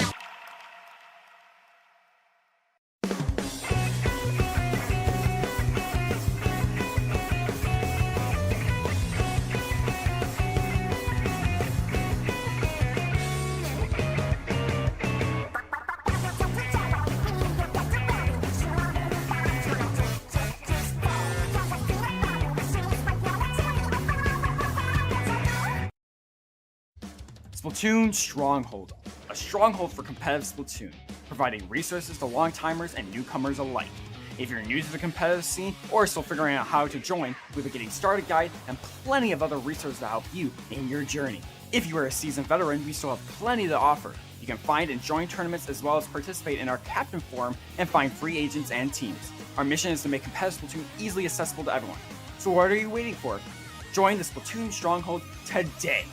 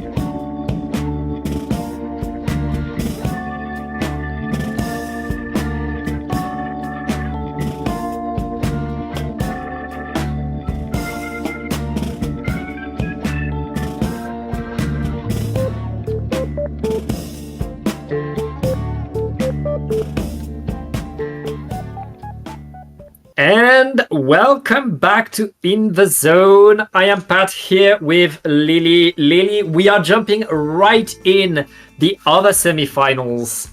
They started playing as we were, but we thought, hey, instead of waiting for them to be over so we can show you winners finals, let's show you this semifinals as it's going. And right now it's 1-1 between Jackpot and Gru. Oh yeah, this is so interesting. I am so excited to see how this set is going because we have had a couple of teams by now take a game of Jackpot, the second seed in this tournament, of course, and this one being Gru, of course. So we might be potentially seeing a bit more difficulty with Jackpot than I expected this tournament, actually. Yeah, a bit of difficulty indeed, but let's see how these teams open. It looks like Gru is taking the zone early, but Jackpot is already surrounding that crab tank. He's flanking, that crab tank is destroyed right away, but the rest of Jackpot is getting in, getting a lot of space, and right now getting the zone. Yeah, absolutely. Nearly getting... Okay, there. It looks like they captured it once again. With the pencil down on the side of Gru, they are just going to try and retaliate with those crab tanks. Looking for a peek at that pencil on Jackpot as well and getting that as well. So this looks like a prime opportunity for them should they actually find their opening back in and get Jackpot out of their court. Gru might be able to get back into the zone, but Jackpot at the moment is just not letting up, even though they have been losing a player here and there every now and then, kind of a little bit on the back foot, but here we go. They've lost two of their front lines, and there goes their pencil. So this looks like Gru's chance to make a return. Yeah, Gru getting in, pushing forward right now, and it looks like it's working pretty well for them. Jackpot was holding strong, but okay, Gru not able to really hold the zone for long. Two players falling down, and the rest of Gru has to move back, has to leave that space, and has to let Jackpot get right under their spawn and back to a lockdown. Yeah, you don't want to be locked in here, but Jackpot has just been absolutely an incredible force. Once again, we're seeing two players down the side of Jackpot, but they're just not letting up. We see Madders here trying to fend off two players, having to jump out. Oh my goodness, that Booyah Bomb trying to come back in with the help of that Zuka as well. Question is, are they even able to get the zone back with three players going down on Gru? I don't think they will be able to. We see Madness going up on that ramp trying to fight someone there, actually getting taken out. Was that by the Zuka of all things? I don't know. I feel like Leafy and Madness were just running at Gru and getting picks after picks after pick. It was so strong, and right now, if Jackpot is able to keep that zone a little bit longer, they should get the KO. But right now, all of Gru is there painting the zone. They really need to paint the zone right now to apply that penalty. They stay in that game, and right now, all Gru needs to do is regroup, reassemble its zones. If you keep the zone long enough, you get that comeback. Yeah, of course. But what I'm loving to see from Jackpot actually is, even though they have like a few players down, actually there's the, oh my goodness, who manages to get the wipeout on Jackpot here. This is going to be continuing this game for even longer. We can see the score ticking down on the side of Guru, and they are coming back strong. They have taken over Jackpot's tent here and are looking to assert their dominance. Completely like stop. We can see how 3 members are kind of bunched up over on the left side here, trying to make now that they have like a couple players down on the side of Jackpot, they need to be able to make some come back onto the zone, because they do not want to lose the lead that they have had for so long in this game. And it does look like they do manage to get momentarily that zone, but Rugo's just coming back even strong. This Booyah Bomb finally making things work out really well for them, and we can see the squeezer as well, just making sure that they have a bit of protection there on that zone, just to make sure that Jackpot has that extra bit of difficulty coming back in. 3 players down. My goodness, what a bloodbath we are seeing here, Pat. A bloodbath indeed, but Gru is holding strong, and right now they're not that far from getting that lead as long as they're able to keep that zone active a little bit longer. But Jared is looking to paint the zone with a crab tank. He's not going to get punished for it, and right now all of Jackpot is by the zone, painting it, getting it back, trying to hold to that lead. There's 1 minute left for Gru to get these points back, and they are doing what they need to do. They're painting the zone, they're getting the picks, and right now they're pushing forward. It's just Madness. Madness alone has to jump away, and Gru, they only need to hold the zone a few more seconds right now. My goodness, I'm kind of in shock here, because we have seen already 1 game being taken off Jackpot this set. We're potentially looking at another one. Jackpot is continually being being on the back foot here with their stamper down once again, but I think Rugu getting the lead here. Oh, almost getting the lead. Oh my goodness, Jackpot managing to clutch the zone in that last split second. If they can hold this for the next 20 seconds, they have this game here. And I believe that with Grugu's bucket down, slushing machine down, they might even be able to do it. But Grugu's coming back, getting their zone once again. They just need to hold this. They have to get through all of these penalty points now before they can confirm this win. It's neck and neck at the moment, Pat. I have no idea what we're going to be seeing going into overtime. We're going to see an intense overtime. All of Gru is on the zone, trying to stay there, trying to keep it painted, and all of Jackpot is surrounding them. That punish on the Zipcaster is so vital for Gru right now, but they have to survive the Zuka too. And right now, all of Jackpot is painting the zone, taking it, and that's going to be game 3 for them. Oh my goodness, I'm out of breath. I'm out of breath. We can see the score 90-91. We can see how close this set has been. These two teams neck and neck. But I have to say, this is something I kind of want to say earlier before we saw Guru kind of try to make a comeback here. What I loved seeing from Jackpot is they knew how zones work so well. It's not just paint the zone, it's not just paint the square, but it's being able to assert your dominance over in the other team's court, of course, which is what they did so well. But, you know, when Guru managed to start making their comeback and started, like, getting Jackpot into those tight positions, trying to move out of their spawn area, we can see how successful they were at doing that as well. I think it just took like a few tries, I think, for Gugu to really break out of what Jackpot was putting them in, break out of that very sticky situation. You mentioned Madness and someone else, I can't remember who, being able to go in and get some really good key picks on Gugu in the first half of the game especially. But I think Gugu were just able to identify that, yeah, they have to keep those players back in order to come back on this game in particular. And it wasn't just the fighting. The fighting gave Jackpot the first part of that game, but the second half, it was won by their ability to paint the zone together. And to flip the zone in a split second with your whole team painting different parts of the zone at the exact same time, so you know you get the flip together, it is really what allowed Jackpot to apply penalty over and over onto Gru.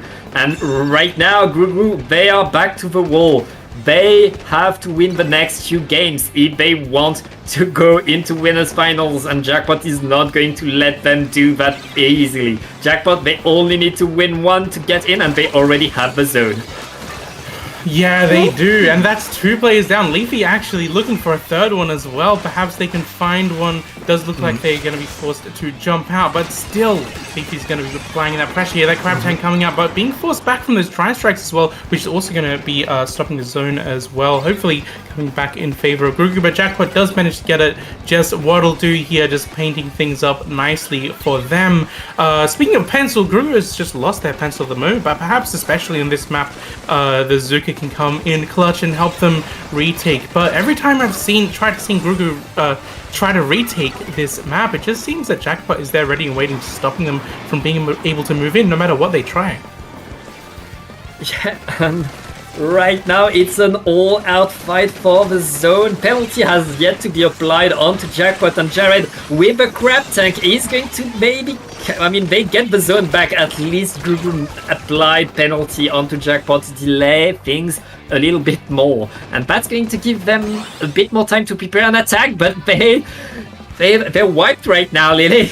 They're wiped. Yeah, this is Jackpot just getting into that situation that they were in the first half of the previous match. Of course, Jackpot sitting very comfortably up ahead. We can see Leafy here trying to disorient them, of course, with that Zipcaster. I don't think finding any picks there, but in any case, that's still just going to make it that much more difficult for Grugu to come back in.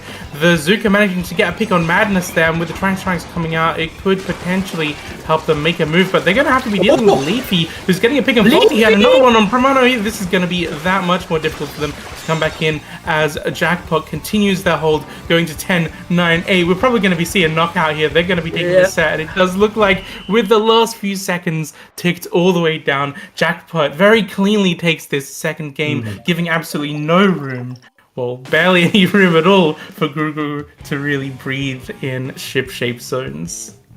Yeah, after such an intense and close game on Hagglefish, here we see Jackpot dominating, doing what they like to do, and really completely sealing this game off from Grugu. Grugu had no answer there, and that's that difference. You have to have a special plan on every map if you want to be able to counter a team of the caliber of Jackpot, and that means, Lily, our winners finals, who would have guessed, is going to be Jackpot versus Starburst.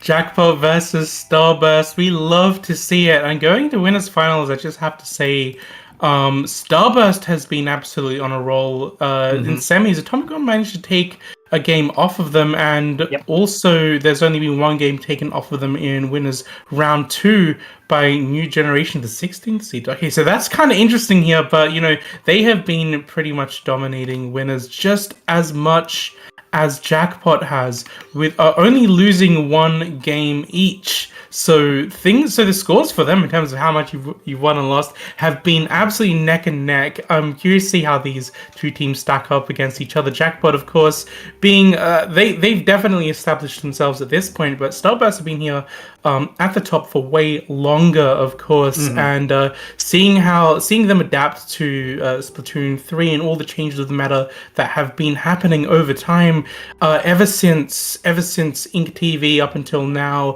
has been really interesting, I have to say. Yeah, we are going to go to a very, very fast break so we can set up winners finals. Do not go anywhere. It's going to be even faster, even more intense from now on.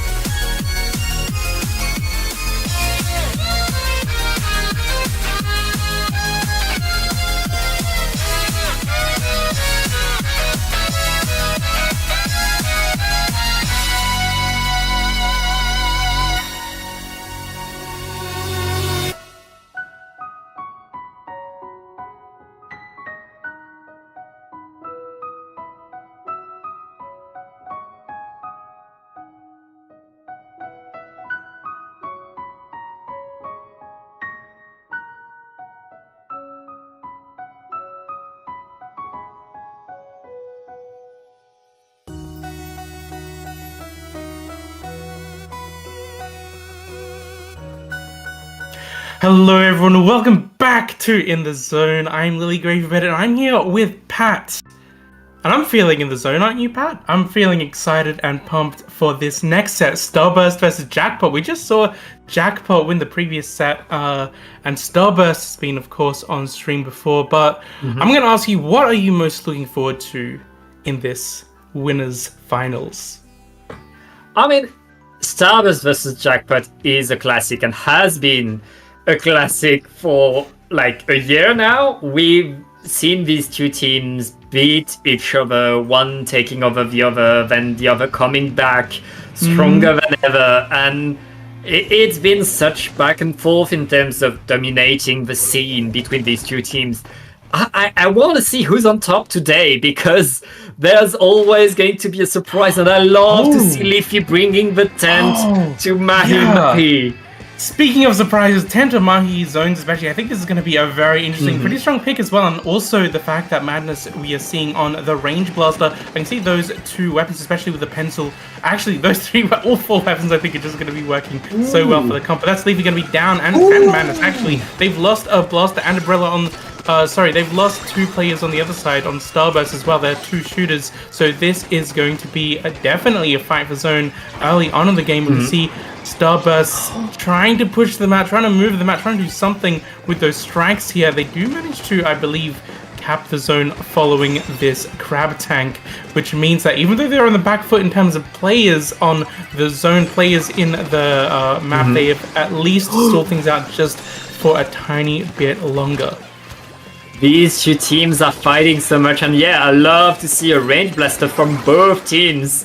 That's, I mean, with the buff that has been onto the wave break of Range Blaster is even better than it was before, but right now Starburst is going to run out the zone, trying to apply penalty. At least the Tri-Strike is going on to the zone, and right now it's Starburst back in green, but all of Jackpot is surrounding them, trying to get things going right now. They've been fighting and trading left and right since the start of that game, and nobody's really getting definitive control. Yeah, I mean, I was talking about how they've been going in the brackets earlier in terms of, like, both of these teams only have two games taken off each of them. They have been absolutely neck and neck in terms of number of matches won, and we're seeing this neck and neck gameplay as well, with Starburst now nearly being able to take control over Jackpot, trying to get a lead on them, but Jackpot is just going to be forcing them out once again. But there is the lead going over to Starburst. They've lost one of their shooters, but they are still trying to force Jackpot back. Jackpot here trying to take up as much space as they can, but I think Starburst is just trying to fend them off as much as possible, trying to find those key fights, of course, and move in hopefully with these strikes once again. Jackpot coming back with the lead. Jackpot with the lead, but a very short lead. Both of these teams are just coming back at each other, and now it's Starburst's turn to hold the zone with 4 versus 2 right now. Jared really needs to make the best out of that crab tank if they want to keep the team alive, and right now it's working pretty well for Jackpot. Jackpot is back on the zone, painting it, keeping that lead, applying penalty again, and it's Starburst's turn to organize a push. These teams are constantly pushing and counter-pushing, and it's so hard to, like, they're moving so fast.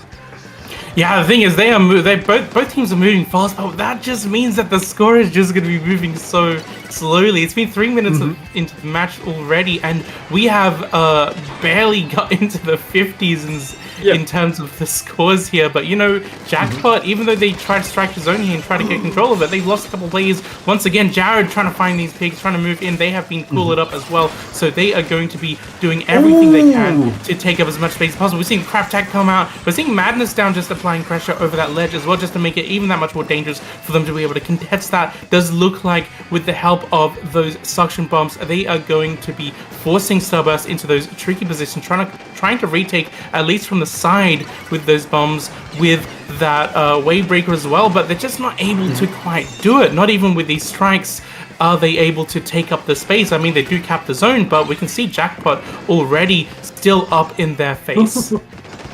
And Jackpot recapping right away right now, and 3 players down, wipe out. on to Starburst. Jackpot, they don't have that much penalty given how back and forth it's been, and penalty isn't that important. There's only 1 minute left in the game, and Jackpot has a huge lead and control of the zone. And look at Jared up there with a crab tank, applying so much pressure, forcing Starburst to fight so far away from the zone. Zero is throwing the tri-strike at the zone, trying to at least capture, trying to delay, and at least getting that penalty onto Jackpot is so important for Starburst. And Starburst, they're gonna need to hold the zone a little bit longer if they want to get that game. But right now, at least they get the pick, at least they get the control. Yeah, actually, we saw a couple of interesting things happen. Starburst managing to get a couple of picks twice on Leafy, actually, as she was trying to, earlier, off the back of Jared's crab tank, try to take control over Starburst's plan into their court earlier before, and then trying to get back into the zone with the help of that Umbrella Shield. Both times, Starburst managing to pick Leafy off, but still, in the end, Jackpot manages to, with their lead that they've held for all of that match, pretty much, well, not all of that match, but all the second half of that match, of course, they were still able to come in and paint the zone just in time to be able to take that win. These two teams so even, but Jackpot keeping the zone a little bit longer, getting one more pick, one more favorable trade that allows them to stay in control a little bit later. And like the zone was going back and forth, but Jackpot's score was going down, whereas Starburst, they were fighting to just take away penalty, and in the end Jackpot building up that lead time after time throughout the whole game. In the end, they just need to capture once during overtime to seal the deal. Yeah, absolutely, and we did see that final zone cap come from Jackpot. This kind of reminds me a little bit of the previous set. Of course, Guru plays very differently from Starburst, but Jackpot, what they have been doing is being able to be full-on aggressive against their opponents and try and take those key positions. I loved especially seeing Jared's crab tank a couple of times being able to get up on snipe and just rain down that damage, stopping Starburst from being able to come back in off that. But here we go, Inkblot Art Academy. Of course, there's another pretty good spots for crab tank here, especially utilizing those stacks in top mid. But this is going to be an interesting one because there aren't very many options to actually keep up that aggression and move up over into your other team's plat. It does look like we actually see Madness being taken up by the crab tank here on the side, and already Starburst has actually got a pretty dominant control here. Jared and Leafy trying to come in on the sides here, perhaps being taken out. It does look like one of them does get taken out by Starburst, but Zero is going to be taken out by Leafy here. Leafy having to fight Bran. Bran's getting stuck in a bit of a corner, having to jump out here, but Leafy coming out with the crab tank, hopefully to stop them from getting any more points on the board for themselves. They really need to cap this zone soon.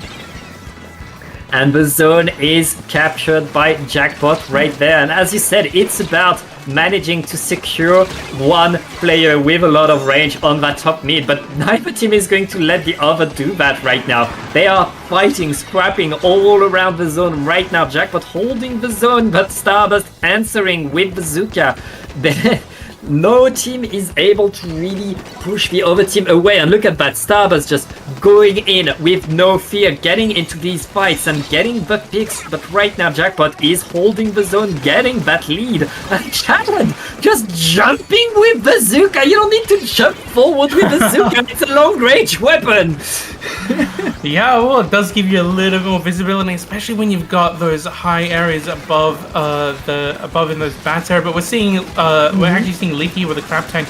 We're seeing a crab tank fight come out. Who's gonna be going out top? It doesn't look like actually Leafy gets taken out here by Starburst. Still, two players have gone down to the side of Jackpot, so this could be Starburst. They just need to cap this zone and start pushing up once again. You know, I was saying that there are very few options, especially move up. Bran here on Slick, trying to fight two players at once, unfortunately going down here. Madness being able to take that and slowly start moving forward. They know they have to deal with Zero next, so if they can start pushing these plays back, then they have zone back for themselves. They have the clear lead here, but it's just going to be up to Starburst to be able to work together to actually fend off these plays from Jackpot and actually take up the space that they have been struggling to get throughout this match so far. Yeah, and right now Starburst holding the zone so well, are going to take the lead, but they lose their pencil right there. Jackpot is going back on the attack, are going to push all of Starburst away now that range is lost, but the pencil is already coming back. Everybody has Tactical on right now, and Starburst is answering, punishing what Jackpot is trying to get, and right now Jackpot, they have to get rid of that penalty. They don't have that much penalty, but Starburst is already onto the zone, painting the zone, trying to get it, and Leafy with the blade trying to push Starburst back, able to do it, and Starburst, they're gonna get that lead back.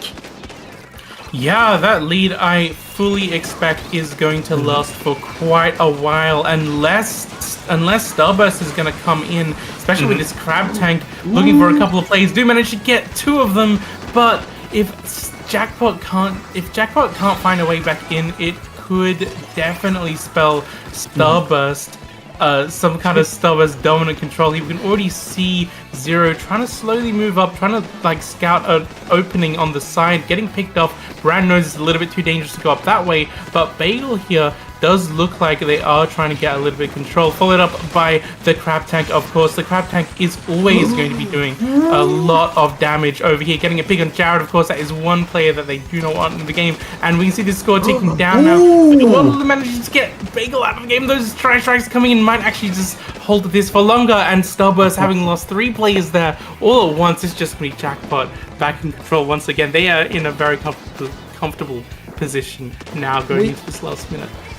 Just a few points away, Jackpot is able to get back that control and push forward, but 2 players down from 0. 3 players from a single Zuka right now. Starburst gets a free push, gets the zone for free, and with 35 seconds left, they need to keep it just a little bit longer if they want to take that lead. It's going to be down to the wire between these 2 teams, and both teams are struggling for the zone right now. Madness throwing the tri-strike onto the zone. He's going to try to paint it, but that's not enough. Starburst stays in control. They only need to stay in control a bit longer, and with 15 seconds, if Jackpot is able to capture the zone right now, and they do right now, Jackpot should be able to take that game. Starburst needs to paint and capture now, otherwise it's over. Oh my goodness.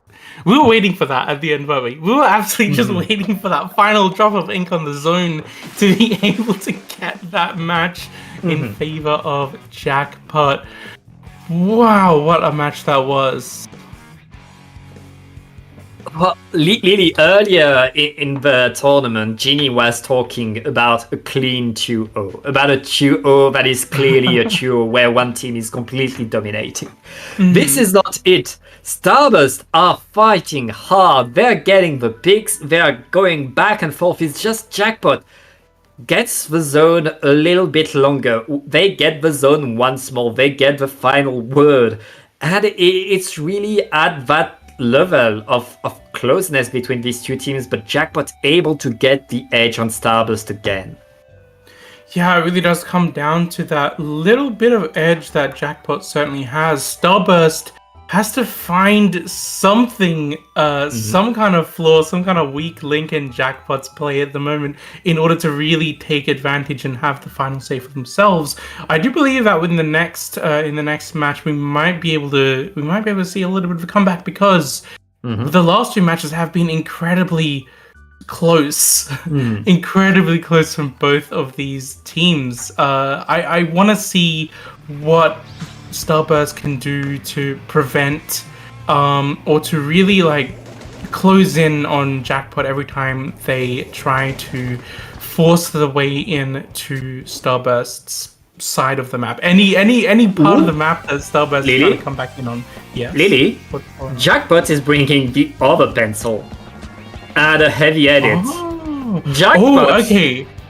Jackpot is mixing things up right now and using the power of the heavy edit on this new map. The ability to move fast and in jet form is so important on these grades, and Leafy is just completely changing how Jackpot is playing, and that's going to force Starburst to adapt. I'm not sure if Starburst know how to play against that, but it looks like right now Starburst are unfazed and getting 3 down onto Jackpot.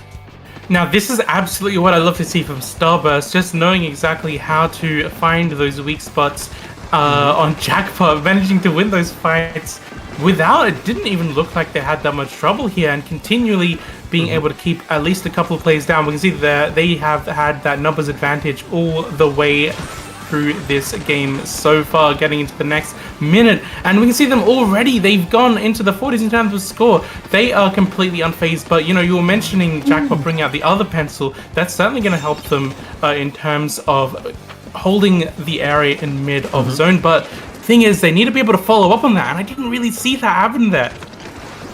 We haven't seen that, and right now it looks like Starburst is about to run away with that game, 15 points, and Jackpot has yet to apply penalty, has yet to do anything in this game.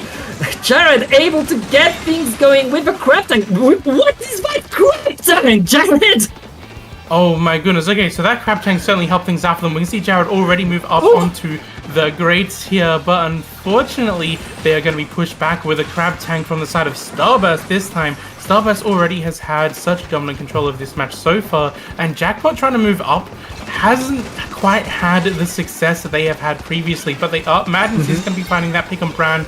Does look like they are going to be losing a couple of players in the process though, but that score is still going to be ticking down for them, as Bagel here has been painting up the zone as all those fights have been breaking out. Jared still trying to make sure that they have this secondary backline with the crab, of course, to continue this going, but that's just going to be another very aggressive crab, and 3 players going down as well, followed up by the wipeout. This is going to be Starburst actually coming in really strong, and I have to say, 2 players going up, finding that opportunity off the back of that wipeout is just going to, I think, put Starburst in a position where Jackpot just is gonna almost struggle a little bit.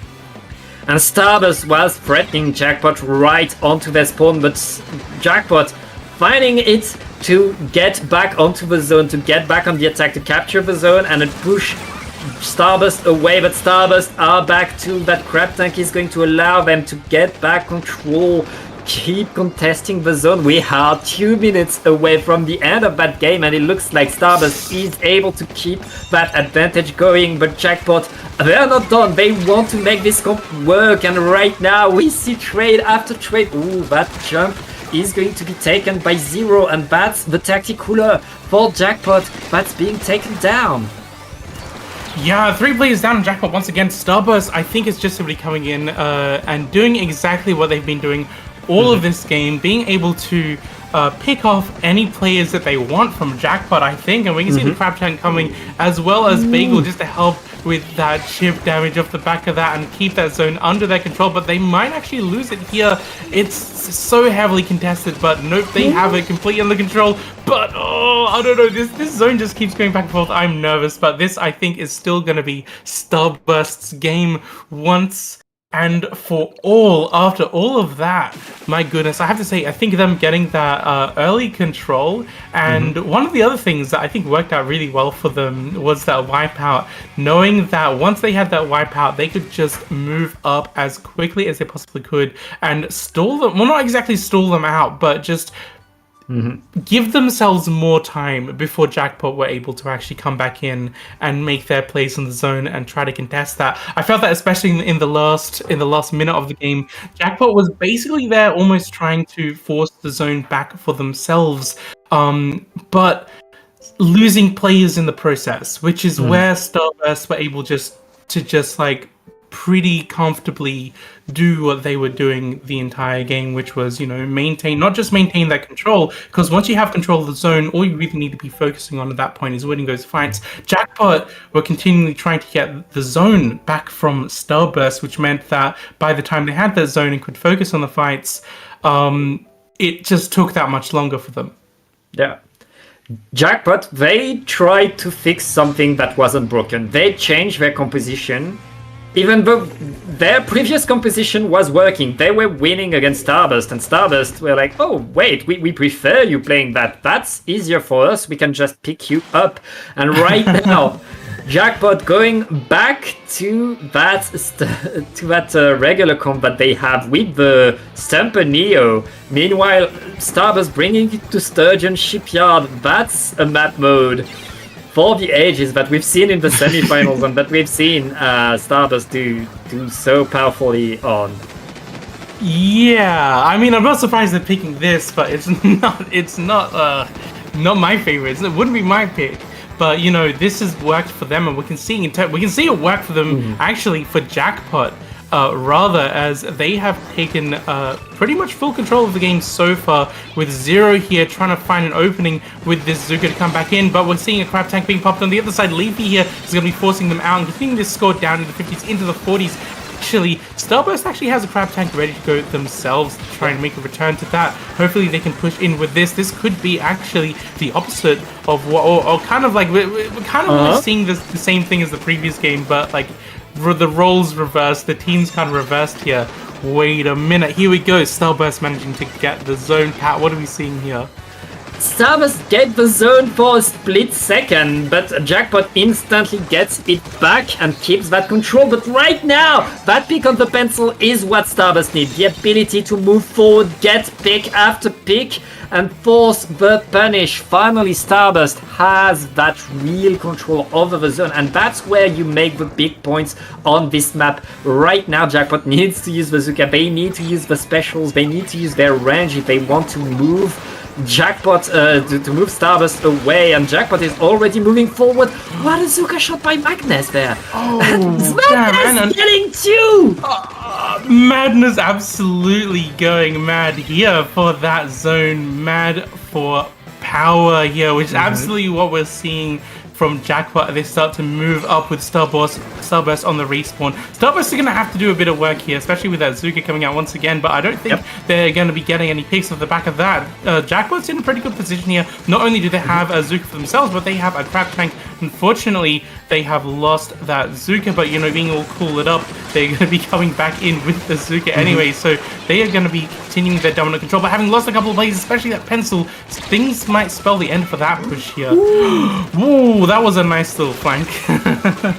A nice little flank indeed, and that's the start of a good hold by Starburst. Jackpot is ending it right away. The two players down onto Starburst, and Jackpot is already pushing the zone. That's what you get between these two teams. You cannot catch your breath, and they are moving, fighting for the zone. Starburst is holding strong though. They keep the zone painted, and with two down onto Jackpot, Starburst is on their way to get that lead. Jared moving in, fighting as much as he can, and right now able to get an extra pick. That's the zone flip for Jackpot right there. Yeah, Jared almost looking for another one as well, but knowing, okay, you know, with those three players that they managed to pick off, that is exactly all they need at this point. This is a score of 27-32. So this is once again neck and neck. Starburst still have their specials ready to make a comeback, of course, but with the Crab Tank coming out, Leafy is still causing an absolute ruckus in their court, looking for someone, looking for a pick here, but I wonder exactly who's going to be coming out. Managing to get two and going down, but that jump is going to be coming out, unfortunately. Still managing to get a pick, but still going down with the trade. 4, 3, 2, 1. I think this is just going to be Jackpot's game here. Jackpot taking the set off of Starburst. 3-1. My goodness, what a set that was, and what an incredible win. Seeing those fights actually break out over in court at the very end with those jumps, I'm kind of flabbergasted there. Yeah, Leafy keeping the fight right in Starburst's court ensured that Jackpot could stay in control of the rest of the map. And then Starburst panicking, getting the super jumps in, getting the super jump camped there. That was the end, but that was the end of a set that Jackpot overall, I mean, they dominated. They missed the mark on Crab Leg, where they tried to change their comp. They tried to give Leafy the heavy edit, a bit more supportive, a bit less aggro, and let Starburst just dominate the fights. But the second the fights were even, Jackpot was back in control. Jackpot had that power, and Jackpot was Jackpot. Yeah, absolutely. Jackpot was Jackpot, and Jackpot means winners, of course. Winners takes all. But this still being 3-1, I do want to say that I'm not surprised. I think the choice to put Leafy on heavy edit was both an interesting one, I think it was. I think it could have been a good choice considering the map mode itself and moving over onto the other pencil as well, which has an incredible paint output, even more so than the vanilla pencil. But you know, considering you have those grades to work with on Crab Leg, still an interesting choice. Something that I think could have worked in an alternate universe, alternate reality, perhaps, or an alternate day in this universe. Work in progress. Work in progress so far. Work in progress, but I think, you know, I don't think they needed to work too hard to win this set in the end anyway. I'd love to see more of the 5B pencil, more of the heavy edit in future tournaments from Jackpot, because I reckon there can be some very, very interesting things happen with that particular comp, and we do like to see things switch up a little bit as well. But man, that is going to be Jackpot actually securing the way to grand finals. Starburst is going to have to fight their way out of losers if they want to take this back. Yep, and we're going to watch losers bracket right after this short break. Do not go anywhere.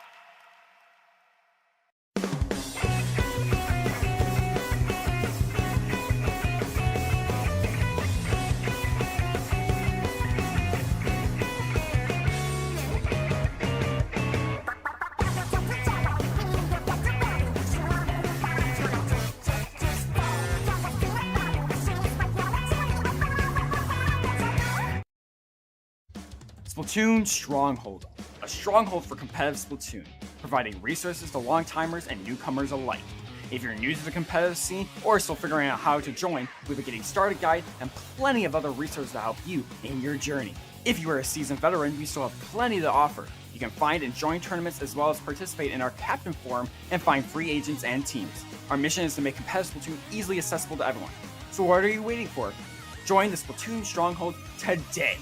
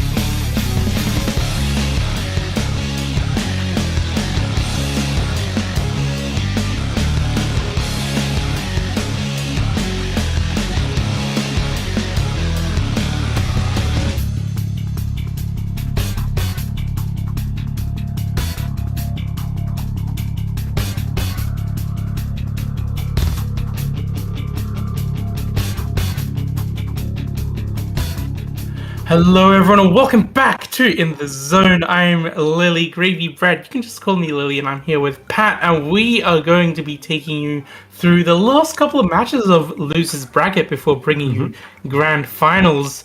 And my, what a matchup do we have. This is seed 3 and 4 respectively. Gruguru, who we've seen before, and Atomic Bomb, of course. Not in ones we've commentated, but they've certainly been up on stream before as well. Yep. Pat, we've seen this map mode as well, haven't we, recently? So what do you have to say about these couple of teams? What we might be seeing here on Crab Leg Zones? I mean, these two teams, they're so strong. Grugru, they're a pickup made of Alliance Rogue members and Promano, 4 incredibly talented French players who are so strong, who've been like taking names this whole tournament. Atomic Bomb, we've seen them on stream absolutely dominating, coming from the Please Forfeit team, and like they both of these teams have shown the power. Both of these teams are looking to try to get onto Starburst, and who is waiting in Losers Finals, but right now only one of these two teams can get in there, and we're going to start on Crab Lake Capital. I mean, it's the pencil map. It's such a good map for range, and let's see how it goes, Lily. Yeah, it already looks like Gruguru has lost their squeezer, and this is hopefully, perhaps with their Crab Tank, they can at least stall Atomic Bomb out long enough from being able to get this first zone cap. But they are constantly a player down, unfortunately, losing another 2 there. So this is going to be Atomic Bomb being able to take that zone. very easily. Already Volti's trying to find a way back out, but we can see already their Stamper on the side of Atomic Bomb is just there ready and waiting. Here comes the Strikes out to hopefully try and retake here. We can see the Stamper try to get up and cause a bit of mayhem. Let's see if they get anything done here. I think that's just going to be stalling them out just that extra little bit longer as Atomic Bomb is going to continue their hold all the way down into the 50s. Yeah, and right now Gugu is pushing back, getting back the zone and forcing all of Atomic Bomb to go back either from a super jump or from a splat. Gugu has control of the zone. Gugu has control of the grate, and right now they are looking to keep Atomic Bomb away, to force Atomic Bomb back. And look at that Gugu right there. Scar on that elbow, on that side, is forcing everybody to look at them. Zenith getting one pick with the Zuka right there, and now they're going to be able to push forward. Definitely a nice Zuka. They're going to have to dodge another one from Atomic as well, but that just means they're going to be holding this zone for longer. 2 players have gone down the side of Gugu here. Atomic Bomb have lost a couple of players as well, but they are looking to get this lead. There's 3 players out on Gugu. They are in a comfortable spot now. Does look like Gugu still trying to be able to at least find a way back in. This pencil staying alive, trying to get at least a little bit of chip damage over there. Of course, with the help of that crab tank, they might be able to get some work done as well, but it might just be a little bit not enough for them to be able to come back in and retake the zone. As Atomic Bomb is pretty comfortably capping that again, but here comes the Strikes to see if they have anything to say about that. Doesn't look like they do, as Atomic Bomb manages to take this lead from them. Yeah, the Strikes not enough to apply penalty on right now. Atomic Bomb has control of the map and back at it, just 25 points away from a victory. We're halfway through the game, but Atomic Bomb wants to end it right here, right there. Bazookas are being traded between these two teams. U-Snipe is going to get punished right there, but Atomic Bomb, they only need to keep the zone painted a few more seconds. Gugu able to keep it alive, staying in that game and forcing more time into that game, but they paid for it dearly. They don't have any special adver ready right now, and they were pushed away from the zone. It's going to be pretty tough for Gugu if they want to get back into that game. Oh yeah, and they were getting forced in some tight positions here, but being able to get that Stamper out, of course, who was being an absolute menace before, is going to be huge for Gugu. 2 players having gone down, the Stamper and the Squeezer. You can see Volti here in the middle of the zone being able to try and at least help paint it up. Zenith has gone down on the side of Atomic Bomb as well. We are seeing that that Gugu is actually coming back in full force. They just need to be able to move up and take some space here. Hopefully with the Strikes they can help themselves do that, but they haven't got... We can see how Atomic Bomb is actually slowly inching forward, managing to get the Gugu's 1 player down, another one down as well. Zenith here up in the middle of the grades. This is a precarious position to be in, but popping the Zuka as well. Hopefully they are able to force them back just long enough. Trying to find a pick there, but it does look like that is going to be a Zuka, perhaps in the face. Actually, Zenith dropping down, surviving that. My goodness, what is Zenith doing? Zenith finally going down in the zone there. That was a little bit unfortunate, sticky situation to be in, but that's still going to be Gugu holding the zone, thankfully for them. Gugu holding the zone pretty strong, and right now they're pretty much out of their penalty in that last minute. They just need to hold a little bit longer. Atomic Bomb, they need to get a big push going if they want to deny that win from Gugu. 45 seconds and 30 points. U-Snipe is already onto the zone. Zenith deploying Bazooka, and right now all of Atomic Bomb is painting the zone, and they got Gugu cornered right there. That is so dangerous for Gugu. Gugu is in a bad situation. 30 seconds left. They need to get that zone back right now if they want to stay into that game. Atomic Bomb, they just need to keep the fight a bit away from the zone. 20 more seconds. The tri-strikes are coming for Gugu. These tri-strikes are key to painting the zone right now. They're not enough, and all of Atomic Bomb is able to paint again. 10 seconds and Atomic Bomb is still in control. 2 players down on each side. 3 players down. Delayed wipe, and Gugu takes the zone. They're gonna need an overtime win. Oh, that was a full wipeout. This is going to be absolutely up to Gugu to force back this Atomic Bomb from exploding in the zone right now. This is going to be such a hard-fought battle at the moment. U-Snipe here trying to cause some mayhem in the zone, trying to get the zone painted up. Doesn't look like they lose control. The 3 players down, and the wipeout. Atomic Bomb finally being able to take that in overtime against that formidable force that was Gugu here. Man. Atomic Bomb, they were wiped. And in 10 seconds, they were back onto the map, back into the push, and getting a wipeout of their own to capture the zone. 1-0 for Atomic Bomb right there. And what a 1-0. That certainly was a 1-0 so far. It's definitely setting the pace both of these teams in this set. Grugu certainly a formidable force against Atomic Bomb, as I said before. Love to see them be able to hold for so long, and I also really enjoyed how both these teams were definitely able to kind of like just take the zone back from each other, back and forth. Definitely interesting. I'm hoping to see one of these teams be able to push up even that much more aggressively, I think, to be able to set their dominance for even longer throughout one of these pushes. Oh yeah, I'm curious to see what happens in the next match anyway. Yeah, these two teams were so close, and Lily, we are going to Flounder Heights right now. What is this? Is this early 2023? What are we doing here? I guess someone might be cooking. Flounder Heights.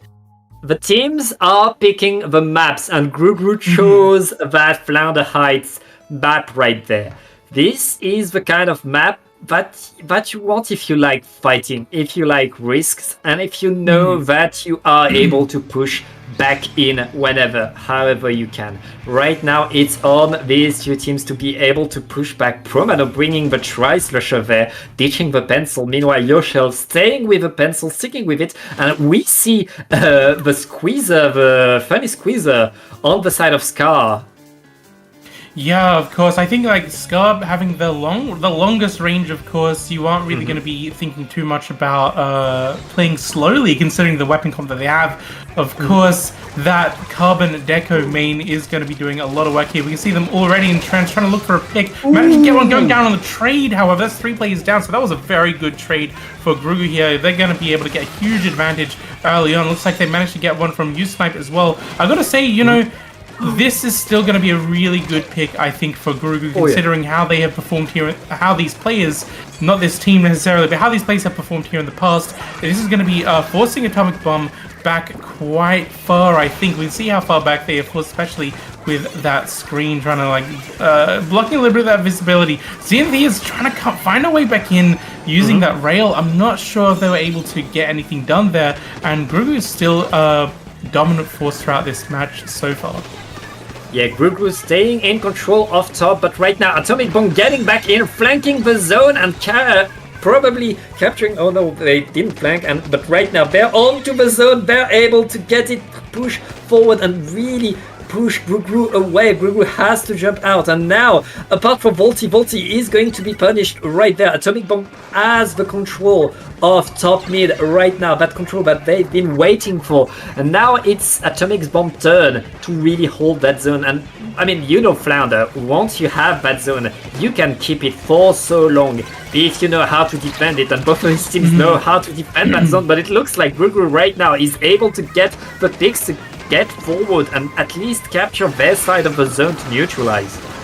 Absolutely, and you know, being able to hold this zone is one thing, but also being able to retake this is going to be a huge amount of effort. It really is going to come down to how well you can play these balls and the potential flank routes as well if you don't have anyone watching them. But that's 2 players down on Grugu. Atomic Bomb still looking to get this lead here off of them, and hopefully they can get it here with those 2 players still down on Grugu. This is Atomic Bomb's time to show exactly what they can do. Does look like they're trying to get a pick here, but they're going to be going down. Does look like, however, perhaps this comeback does look like they managed to get a pick on Zenith as well. They have lost that advantage. They've kind of lost their footing here on mid. They won't be able to hold that for very long. Getting another pick on Yoshel with the Zuka. My goodness, this is just going to be going back right in favor for Grugu once again with the dominance that they have had. They still need to get this lead back from them, though.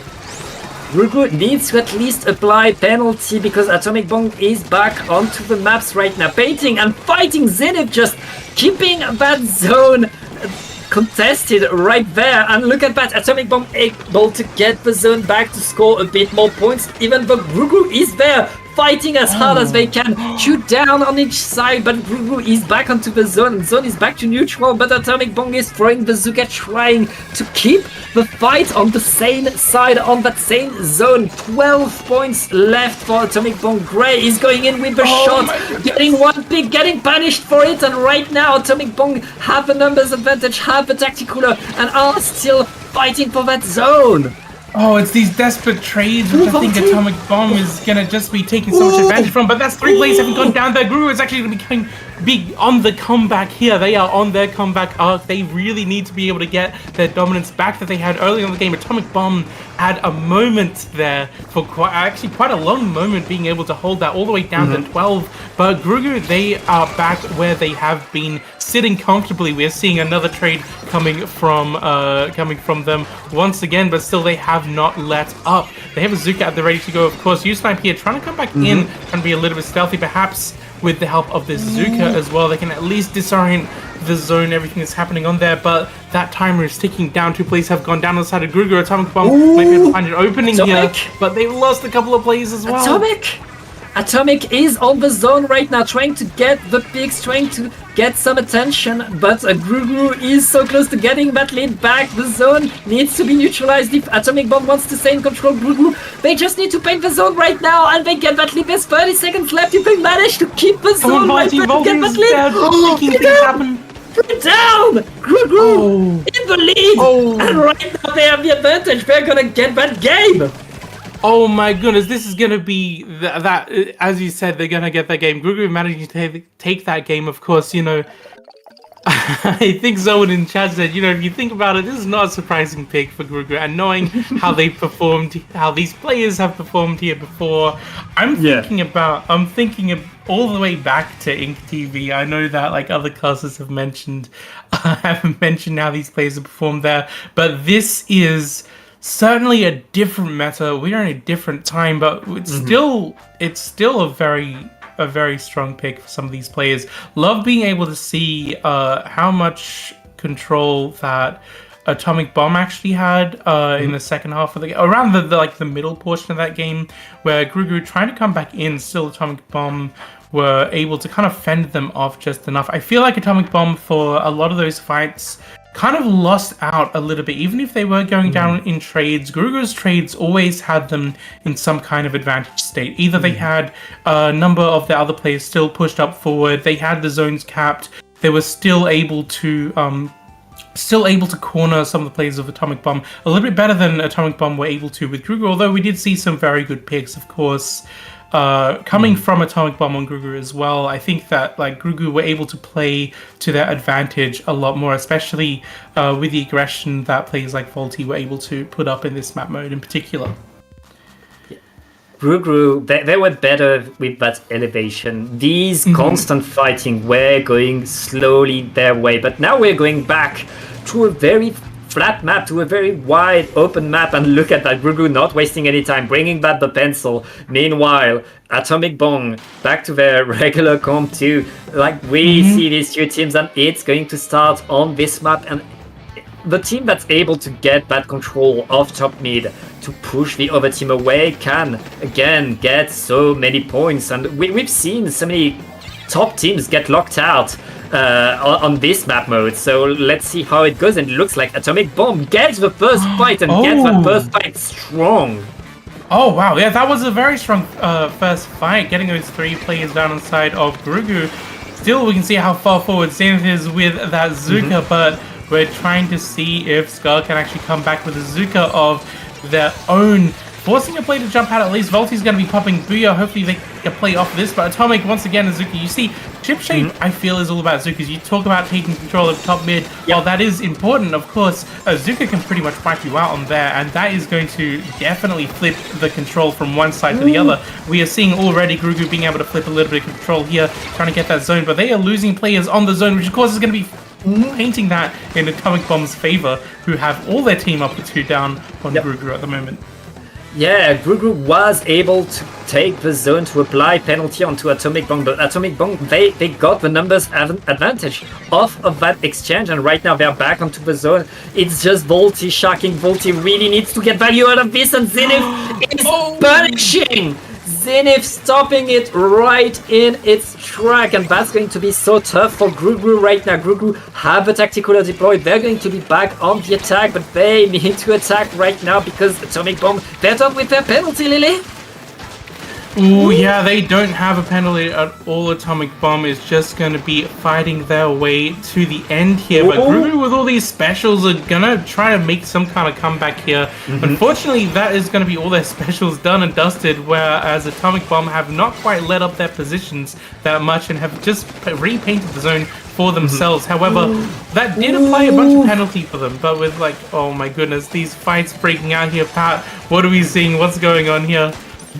We are seeing Atomic Bomb doing what they do best, going forward, taking the zone, winning these fights, and U-Snipe Z-casting all around, maintaining the chaos in favor of the Atomic Bomb right now. Grugru is struggling just to be on the zone, but Chew down on each side right now. Volty onto the zone is looking to at least push players away, and looks like Grugru are going to be able to get that zone this time, and it's their turn to control. Look at that, Grugru not wasting any time ahead of the zone, painting everything orange and looking to keep Atomic Bomb in their spawn. Of course, but Zenith went up to the top here, getting that Zuka out, hopefully to clear them out of their court. Voldy hasn't been letting up at all, and we can see Grey already with a Zuka to help maintain control of the court as well. Yoshel here nicely cool it up for the rest of their team, still trying to find a way back to get that court back. We're just seeing Zuka up on Zuka at this point, and fights breaking out. Zenith is going to be picked off by Scar. That's 3 players down on Atomic Bomb. Grugru is still not letting up their forward momentum here. This could be a lead swap. This could be Grugru taking the set here. Actually, who's the coughing baby now? Does look like actually Atomic Bomb does manage to finally get that zone back after all of that. They get that zone back, but they concede the lead, and right now Grugru is still there, still in the fight on that left side. If Grugru is able to break out and get a few picks, they should be able to get the zone back, but right now Atomic Bomb are holding the zone. Wait, Grugru are painting and with the pick onto U-Snipe right now. Grugru gets the zone back for versus Chew. They have the numbers, they have the zone, they have the points, and Grugru in that last minute, they're in a very, very good spot. Atomic Bomb, they need a monster push right now. Oh, monster push. You have to say that that Zuka coming out from Grey, of course, is gonna be preventing that monster push from happening. But U-Snipe here managed to get a pick on Grey, of course, unfortunately going down in the end. That's 2 players down on either side here, but Atomic Bomb does have a Zuka, and I feel like they've kind of like both losing control of the zone as Atomic Bomb is slowly trying to paint it up. Grugru coming back with the Booyah Bomb on Atomic Bomb, trying to take that zone, but it still does flip anyway. Oh my goodness, this is going to the last 20 seconds now, Pat. What are we seeing here? What does Grugru have to do in order to stop them? Just a few seconds left, and Atomic Bomb, they're almost rid of their penalty. They could get the lead right here, right there. Just a few more seconds. It's going to be overtime by a hair, I think. And right now, no, they take the lead. They take the lead in the league of time, and Atomic Bomb gets game number 3. But what a close set. Oh my goodness, what a close set and what a close game as well. Atomic Bomb proving once again that they are no coughing baby and still managing, despite Grugru's effort, going into those last 20 seconds, being able to make that kind of comeback. I gotta say also, that double with the suction bomb, I felt that in my heart. I was like, oh god, the pain from dying to a suction bomb like that. Oh my goodness, that was what a great set though. That's gonna be it for Grugru. However, Atomic Bomb proving that they are worthy of fighting Starburst in losers finals. Yes, Starburst in losers finals, and it was Starburst that put Atomic Bomb into that losers bracket. This is the comeback set for Atomic Bomb. Did Atomic Bomb learn from their defeat against Starburst? They managed to take 1 game off of them. Now they need to take 3. Oh, this is exciting. This is super exciting. Love to see a story like this happen between two teams, of course. When you go into losers bracket, you're going to be fighting more games. You're going to be doing more. You're going to be facing more teams that have been pushed out by teams such as Starburst, of course. So if you can if you can fight your way through all of those teams that have been knocked down to losers bracket, then you may very well come back strong enough to overtake your former opponents, and that's what we're going to be seeing next. However, but before then, I believe will we be going to a break, or are we going straight in? Yeah, we're going to a short break so we can set that up. Don't break. go anywhere. Of course.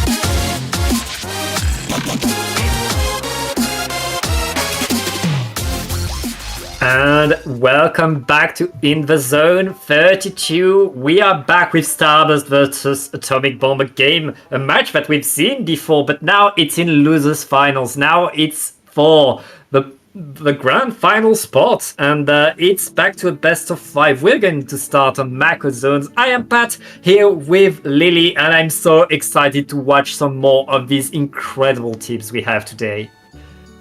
I'm excited too, and I'm excited to be here with you, Pat, and I'm especially excited to see Starburst versus Atomic Bomb, knowing how they've played each other before, with Starburst being the team that pushed Atomic Bomb into losers bracket. We'll be seeing them first here on Makama Splat Zones, of course, a favorite of many, and of course I reckon this will be a very interesting one to see Brand bringing out that slushing machine with the Zuka. Of course, this is going to be a great pick here, of course. Zenith sticking to their shot, of course, and also that pencil going to be doing some fantastic work painting the zone. Both teams at the moment just trying to take control here. We're seeing an early crab already from the side of Starburst to at least take further control over the other stack, and even getting some of that chip damage into Breakfast, but Atomic is already trying to get some picks. Unfortunately, they have lost a play on the side of Atomic Bomb. We're seeing a nice flank. Unfortunately, they may be picked off there. It does look like that is going to be them picking off. But Zenith getting a Zuka to the face in the middle of the Zuka as well. Oh my goodness, that is not going to be them taking the zone just yet. But the score at the moment is only neck and neck. Hasn't done a huge amount of scoring from either team. We're just seeing these fights break out, seeing who can really get the early control of the game. Yeah, early control incoming, but both teams are still fighting for that zone. There is no control, there is only the fight right now. Zero is going to get a Zuka shot to the face, and both teams are still struggling for zone. Everybody's back in because of a tactical, and everybody's fighting again. It's trade after trade after trade, really. But right now, Atomic Bomb is staying in control of that zone. Was in control of that zone. Starburst back on top. They absolutely are. Starburst still showing that they are definitely a strong team against Atomic Bomb so far, but we can see the Zuka already managing to pick Brown out of the game. I believe, was that Brown? No, that wasn't Brown, that was someone else. My mistake. But these callers, of course, this is going to be a case of who can be the stronger team out of these two. Starburst does look like they've been losing a couple of players, so Atomic Bomb might actually be able to use that cooler to their advantage most of all, just to be able to take up all that space. Bagel here having to duck behind cover before they can start painting things up for the rest of their team. Does look like Atomic Bomb is still pretty much safe from them at the moment. Atomic Bomb looking to get this lead off of them as well. Yeah, Atomic Bomb getting in right now, getting more time, getting more picks, and getting the zone a bit longer right now. Zenith is still in there trying to get more out of it, has to drop away, but with that Zuka is applying even more pressure. Just 30 points left for Atomic Bomb to get that first win, but Starburst finally back onto the zone, using the crab tank to apply so much pressure, and with the Bazookas it looks like Starburst is getting in strong. Absolutely. Zero trying to get a flank through Breakfast with the help of Nolan as well. It does look like, unfortunately, both players go down, and so does Snipe here. Unfortunately, losing out 2 of their players. The backline, actually 3 on the side of Atomic Bomb. That wipeout is definitely going to spell a very big push from Starburst coming up, I believe. Does look like we can see how much space they've already managed to take up, even on the respawn, with the amount of paint that they have to move through. This is going to be very quick for them to be able to get into the position they want to be in. But Atomic Bomb, they're already looking to push them out of the spots they really want to go, especially with the help of that pencil, and also the disorienting force coming here from U-Snipe, unfortunately being picked up once again. They do manage to get control. They haven't quite got lead yet, though, with Atomic Bomb looking like they could potentially clean up the zone, but no! Having lost that fight there, Starburst is just going to be back in control once again. Yes, Starburst back in control, but U-Snipe is behind them, is going to get a lot of fire from Starburst, giving the time for the rest of Atomic Bomb to get onto the zone right now, and Starburst is staying on top though, and if they can manage to keep that zone to avoid that penalty, okay, they don't avoid that penalty. Atomic Bomb is able to push Starburst away and play off of their advantage. There's just 1 minute left, Lily, and right now Atomic Bomb is just 2 points ahead. 2 points ahead, but these 2 points can be so far apart considering the penalty that both these teams have to work through on either side. The thing is, Starburst, they keep losing these fights at the moment. We saw someone get cornered before, still managing to go down with the trade, but still that's just going to mean Atomic Bomb at the moment has a lot of wriggle room here. I think that Starburst with help of Zuka could potentially make something happen, but that Zuka didn't actually pick anyone off here, and they've lost U-Snipe in the process as well, so I think Starburst might actually, if they're able to, with the help of this Crab Tank, might be able to take this zone back for themselves. They take the zone back, but they have 20 seconds to get that lead, and right now Atomic Bomb are already back at painting the zone. The Zuka is going Atomic onto the zone, looking to get maybe a pick, and getting a pick onto Bagel would be great, but Bagel doesn't get it. Atomic now, everybody knows you're here, you're gonna get splatted. Starburst, they need to hold the zone for 20 more seconds in overtime. If they manage to hold that zone, they get the game, but all of Atomic Bomb is all around the zone right now, Lily. Everybody is fighting, and it looks like Starburst is getting the advantage, is getting the numbers. Atomic Bomb have no one around the zone to paint it, and Starburst is going to get it. Starburst absolutely gets it there, and you know, I'm not surprised, especially with the help that they had with their cooler popping out going into overtime as well. That was still a very close match, and you know, those 2 points, even when you're that close together in terms of score, you still have quite a long fight to go, either to hold that for that long or to make a comeback like Starburst did in that match as well. And a comeback they did make, of course, but still I think Atomic Bomb is just showing they have what it takes to take this set. I do believe. I think it will just really come down to really trying to make sure that Starburst is in those tight corners, can't fight their way out. There were a couple of moments there where they were able to push a couple of players out on Starburst into some difficult spots there just to help themselves win those fights. I think if they're able to do that consistently enough, once they do have the zone, don't need to worry too much about coming into a retake, then of course they have the advantage going for a lot longer for them. Curious to see what Atomic Bomb has up their sleeves for the next, which is going to be Robo Ramen, of course. This is probably like the best map mode in the game anyway, isn't it?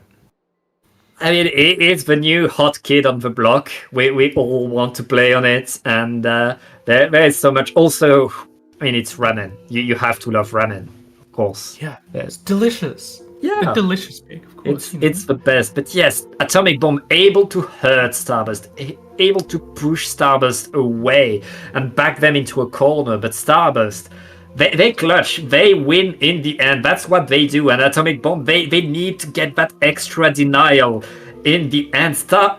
Atomic Bomb, they did everything right. They did everything perfectly. It's just that last extra second after the game in overtime where Stardust managed to stay on the map and push Atomic Bomb a bit away. It was decided by nothing, and I expect to see much more close games between these two teams. Let's see how it goes. Atomic Bomb bringing back pretty much the same control from both teams, so it's going to be decided by players, not weapons, for sure. Absolutely. We're already seeing Starburst managing that first pick, and also the zone here does look like, however, the Atomic Bomb is trying to get some kind of flank going. That is going to be noticed, I believe, by two players there calling that out. But Starburst, having lost a couple of players as well, it does look like with the help of this Zuka, perhaps they can actually come back in. We're seeing a fight break out. Zero goes down to U-Snipe here. Does look like U-Snipe, if they're able to win this next 1v1, does look like they're going to be continuing this advantage state for them. Does look like they do so, actually. But they still have to get that zone back from Starburst. And that's mastery by Starburst. Even when the fights get into trades, even when the fights go into Atomic Bomb's favor, Starburst is still in control of the zone, and right now they are winning the fights. Right now they are pushing in forward. Zero and Bran already running in there. Zero is in position, preparing the Zuka. The Zuka is coming and gets Zenith right away. Meanwhile, on the other side, Ice with a Crab Tank is just pushing everything back, and Starburst is making so many points right now. Atomic Bomb, they need to use their special just to get out of their spawn, and it's not working right now. Atomic Bomb is spawn comped by Starburst. Starburst is coming in so strong right here. Oh, not this one camp. It does look like finally they start to make a little bit of headway here. Ooh. Just trying to push back a little bit with 3 players. The wipeout having come out on the side in Atomic Bomb's favor here. This is them just returning the favor at this moment. We're seeing Bagel and Bran trying to come use that high ground there, but it does look like actually Bagel ends up getting picked off here. Zero here is going to be trying to make something happen, but Snipe, of course, once again with the classic Zipcaster just to disorient their defense here. I think it's just going to be allowing this push to go for much longer. Thing is, Starburst has those specials to play with, which is definitely going to help them retake. And Starburst is going in strong with these specials, but Crab Tank and now these Zookas are raining onto Atomic Bomb. Starburst is going to get the zone just from that special power, and now all of Starburst is on the zone looking to push forward, and Atomic Bomb is waiting, biding their time to find an opportunity to get in. Absolutely, and I think the opportunity might not come just yet. They have lost U-Snipe here, but so have one of the players on Starburst. The thing is, Starburst has their Crab Tank, and also I believe they've got their Tactical ready to pick up, which is just going to be putting them in an even bigger advantage. U-Snipe is down on the side of Atomic Bomb, but they've kind of lost that fight here. The thing is, Atomic Bomb, they need to take this advantage quickly if they want to stay in the game. They need to push forward now. It's just 8 more points for Starburst, and Starburst are going in. 3 more points, and Atomic Bomb able to neutralize them now with 2 players advantage. They will be able to apply penalty. Atomic Bomb staying in that game, but right now they need to come back from a huge lead that Starburst has. That was a close call, I have to say. Starburst there, not only did they lose the zone, but they also went down a few players as well. Zenith getting picked up by that Crab Tank that kind of dropped down there into their court. A little bit unfortunate for that positioning of the Crab Tank, I feel sometimes even puts you in a little bit of a precarious position, but you know, they still managed to get a pick off of that, which was really good. Starburst just needs to hold this 3 final points that they have if they want to win this, and you know, I think they could possibly just, if they just continue holding this, we could see a knockout from them, as well as there are not many penalty points left. Thing is, they've lost Bran here, and Atomic Bomb has Azuka ready to come out. So, you know, if they can get the zone and actually push ahead, we can see how cool it up they are. We could definitely see them grab control of the zone here. They need to force these jumps out. They need to win these fights. They need to put Starburst on the back foot if they want to win this. The thing about what I'm seeing from Starburst is they constantly have their pencil ping the zone when they start noticing that, oh, actually, Atomic Bomb can get this zone back from them. So once their pencil is kind of picked off, then Atomic Bomb actually has a lot of wriggle room, a lot of breathing space to actually take space. Speaking of taking space, look what we're seeing look what we're seeing from Starburst. They're actually denied all that space back from Atomic Bomb, getting back this game for themselves. Yeah, with just 10 seconds left in the game right now, Starburst is on a victory lap. They just need to keep the zone a few more seconds, and Atomic Bomb, they need to throw everything. It's not going to be enough 2-0 for Starburst, but Atomic Bomb right behind them, right on their tail, and threatening to take the game, but just not enough right now. Yeah, definitely. I feel like Starburst had quite a lot of dominant control there. What I saw from Atomic Bomb was that they were able to win fights against Starburst. They were able to get an advantage for themselves. But I think Starburst, whenever they had their advantage state, whenever they had their fights won, whenever they had something that could potentially be in their favor, they just took that a lot quicker. We saw the pencil was constantly, as soon as that zone was threatened by the other team, the pencil was there painting up that zone once again. As soon as fights were won on this in Starburst's favor, they were able to take up and take space in front of the zone a lot more quickly than I feel Atomic Bomb were able to do. And I think that's also just testament to how Starburst was definitely able to not only like use the map extremely well, the map terrain to their advantage, but also the paint output that they had, knowing that, you know, if they have paint on the ground, they can just move faster than Atomic Bomb. Yeah, Starburst just a bit faster, just a bit more effective, just capturing the zone. a bit faster, getting one more pick, and that's all it takes. That's all you need. And right now we're going back to Inkblot zones. Inkblot Art Academy. Such a classic. Again, it's about getting control of that top mid. It's about these huge vantage points that allow you to take and to keep that control for so long. And I mean, we're gonna see more crab tanks and Zukas. Yeah, of course. Crab tanks and Zukas tend to be what we're seeing a lot of at the moment, of course, with the pencil on the backline. Pretty much the staple backline at the moment at this level of play anyway. And considering how it's been working out for Starburst, I do expect that at least that top mid area to be like a little bit annoying for Pencil in terms like you've always got an area where you can't exactly paint. I mean, there will always be 5 bombs at the same time on that top mid area. We know it's going to happen. There will constantly be bombs there because you cannot allow the opponent to be comfortable there. If you allow that to happen, you're in trouble. Well, this is match point, so let's see what weapon comps I do expect. Actually, Zenith is going to be coming out on the Wiper, so this is going to be very, very cool to see Brown coming out on the Machine Neo, of course. U-Snipe also on the Machine Neo is swapping out as well, so this is going to be a little bit different than what we've been seeing before, especially on the side of Atomic Bomb. Already we're looking to see U-Snipe trying to get a little bit of control, forcing Brand back from Slick.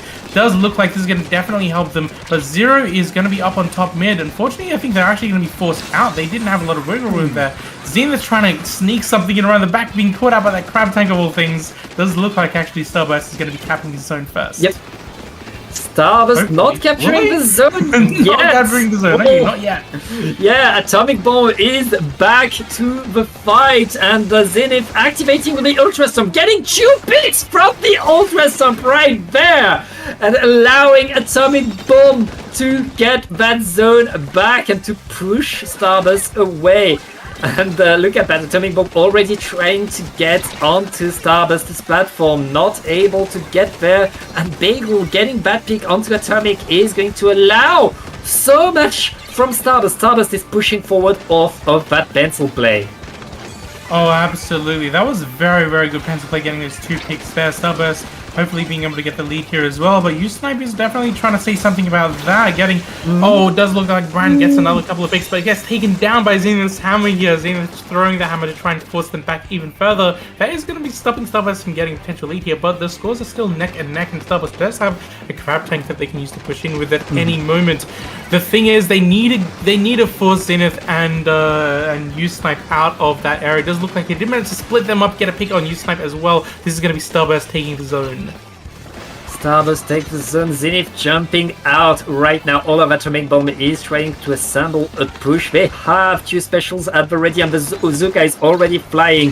The hammer is going to be thrown onto the zone, and what moves by Zenith here, able to at least get a trade from that. And right now Atomic Bomb is back on the zone, back in control, and looking to at least get rid of their penalty and get that lead. Yeah, this is not very many points left to get lead, of course. This is still a neck and neck game, but I do think that Starburst has pretty much had a dominant showing. We can see that lead being taken back from them. Starburst might actually have to put in a bit of work, especially if we can Zenith getting a pick on Brand here and forcing someone else to run out as well. We can see they are definitely trying to pressure, getting a pick on Bagel as well. Things are going really well for Atomic Bomb in terms of winning these fights and score down even further. Starburst is going to have to be working so hard to actually get this back from them now. Yeah, and Atomic Bomb with the Wiper move are able to not only get that lead, they have very, very good lead right now. Starburst is answering, finally getting onto the zone, trying to push Atomic Bomb away, but Atomic Bomb is staying there. They're still fighting, and they're fighting pretty strong. Atomic getting a double, a triple, and already throwing the Zuka from there, getting the pick on the pencil too, Lily. Atomic Bomb right now is exploding. Yeah, they absolutely are. It does look like, speaking of Atomic exploding, there goes Atomic to that crab tank. But Zenith has got something to say about that. Unfortunately, getting picked off once again. They haven't, Starburst haven't been able to grab this zone for a long time. So this is going to be a very long push if they want to actually get this back. Bran with the Zuka getting a pick of Zenith up on their bats, looking for another one. Yoshel here up. And getting taken out by Ice. Unfortunately, Ice gets taken out off the back of that, but this score has just been inching down all the way through all of those fights. We are seeing a similar thing to what Atomic Bomb were able to do before. Starburst is just retaliating at this point. If Starburst is able to deny that push, they get the lead, but Zenith right now is raining terror with the Ultra Stomp of all things. Zenith taking the zone back, and with 1 minute left, Atomic Bomb is looking to put a point on the board. Starburst needs to find a way in, because this Atomic Bomb team right now is looking to do the impossible. Oh, absolutely. Taking a game off Starburst is exactly what they're looking for, but I do think Starburst are going to be taking this zone back themselves, getting the pick on Zenith as well. Thing is, they had lost the play before, so they are kind of trying to come back and respawn off of this retake in addition to all of that, but that is just going to mean Atomic Bomb has just that little extra edge to be able to take their zone for a little bit longer, applying those penalty points. Starburst still has not managed to take this lead back on them, but with those two players down on the side of Atomic Bomb, Starburst certainly might be able to get themselves into a more comfortable position here. For sure. Ooh, and it's time for overtime. Starburst, we've seen Starburst clutch up in overtime, but right now they need to come back from a huge lead. They don't have that much penalty left. Atomic Bomb is painting all they can. Shoot down onto Starburst. Atomic Bomb is looking to get that game. They just need to paint the zone a little bit more, and it's going to be it. Atomic Bomb 1-2. They're staying alive in this tournament. They need 2 more games. They are certainly proving that they are worthy against Starburst. They certainly proved that they were worthy to fight Starburst, and now here they are again being able to take a game off of them. Things are looking brighter for Atomic Bomb, I have to say.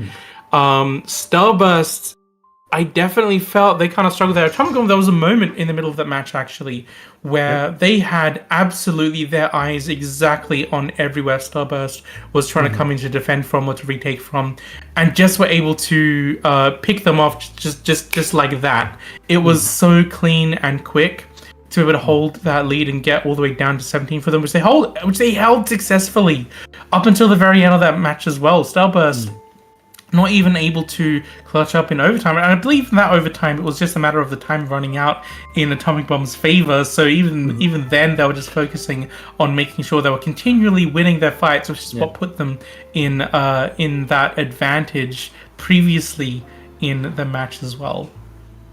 Yeah, Atomic Bomb really fighting their way to victory. But now we're going to Crab Leg Capital, a much wider map. I'm not sure if we're going to see the Wiper come back, but I mean, the Wiper was working for Atomic Bomb. The Wiper got these picks. The Ultra Stumps was really getting picks, getting value, but this is a different map. This is much more wide, much more open, and you can see that Stumper coming away. It's coming back! Let's go! Let's go, Zenith! Let's go, Zenith. Love to see Zenith on the Wiper. One of the strongest Wiper players in outside of JP, of course. Anyway, we're actually seeing, I think, pretty much the same comp come out from Starburst. So hopefully they can definitely make this work for themselves. Already, early Crab Tank coming out and the Cooler as well, just to give them that advantage early on. That's 2 players down on the side of Atomic Bomb. So this is definitely a dominant opening for Starburst. Even though they have lost a couple of players off the back of that, they still have that early push in for themselves. That early push in, but here comes the Ultra Stomp. The Ultra Stomp getting one, missing the other.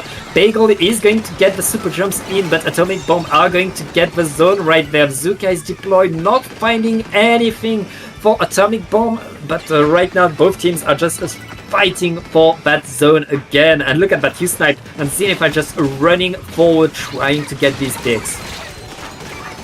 Absolutely, they are definitely trying to get those peaks, and it does look like we're seeing a bit of a bloodbath. Atomic Bomb managing to get control of the zone even momentarily, but they have all their players back up and ready to retake and push Starburst back. Starburst is trying to find their way back in, but they just haven't been able to. They've managed to cap the zone, and hopefully with the extra ink on the ground, they can move in with that. Zero popping the Zuka as well. 2 players have gone down on the side of Atomic Bomb, but Starburst still hasn't been able to push up all that far ahead, as we're seeing the pencil on the side of Atomic Bomb still managing to kind of force them back. But with that pencil gone, he comes to that aggressive crab tank. Oh, not for long though.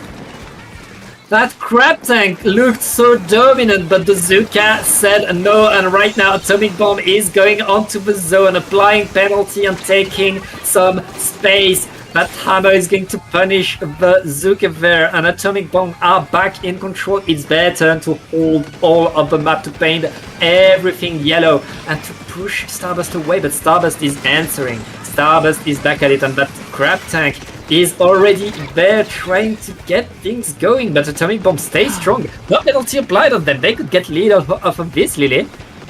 Yeah, this wouldn't be too hard for them to get lead off of, because we saw that crab tank was trying to go for Yoshel there, who was the pencil in the middle of the greats and mid and top mid. Does look like there is the lead flip in favor of Atomic Bomb here. Unfortunately, Yoshel's still alive, which is not good for Starburst. Okay, there goes that pencil. There goes the bucket as well. And there goes Zenith on the wiper as well. There's the wipeout as well. Off the top of that, this is just going to be Starburst coming back in. This is what they wanted to do before, but unfortunately, they lost the lead that they had, giving Atomic Bomb the edge here. This is not what they were able to do in the previous match, I think, but with this advantage, what they really need to do is get control over exactly where that Zuka was going from U-Snipe here, so I don't think they're going to be getting control of that area for much longer.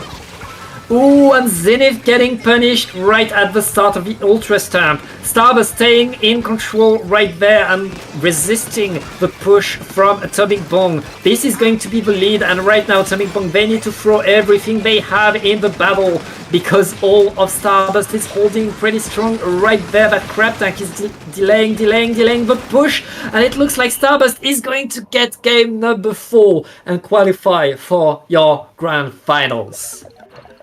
Wow, it's gonna be Starburst versus Jackpot, I believe, isn't it? But my goodness, what a match that was. I almost expected Atomic Bomb to actually make a comeback in the middle of that match, considering how much of a dominant force they were in the previous one, how well they were able to pick and win those fights as well, and how well they were able to actually maintain a lot of control in that one. I felt that there are many cases where the that bridge, the top of that bridge, if you were on the attacking side, of course, on the which one is it? The top right side. I get my lefts and rights mixed up all the time. Of course, I felt like Atomic Bomb were able to definitely have their eyes on whenever Starburst were trying to come up there and make something happen. And of course, you remember with that crab tank, the Zuka to the crab tank just cancelling that as well. Yeah. That just stopped any team from really being able to spawn camp or take up too much space. And I felt that we saw that kind of back and forth a lot of that game. Both teams tried to move up, but every time they tried to move up that far, the other team knew that they're coming and we're ready for them. Yeah, in the end, the difference between these two teams is experience. Atomic Bomb 1 year ago, nobody knew some of these players. Some of these players were still like mid-level and trying to get there. It's only been 6 months that these players are at that level of challenging teams like Starburst and trying to get games off of them. And now they're here, but Starburst, they've been here for years now. At least 2 years that Starburst is one of the best teams in the West. And that's that extra experience, that extra resistance that Starburst has that allows them to just pull through and clutch it up against a team like Atomic Bomb. But Atomic Bomb, for sure, keep an eye on them, because they will be back next tournament and they will take games of Starburst again later.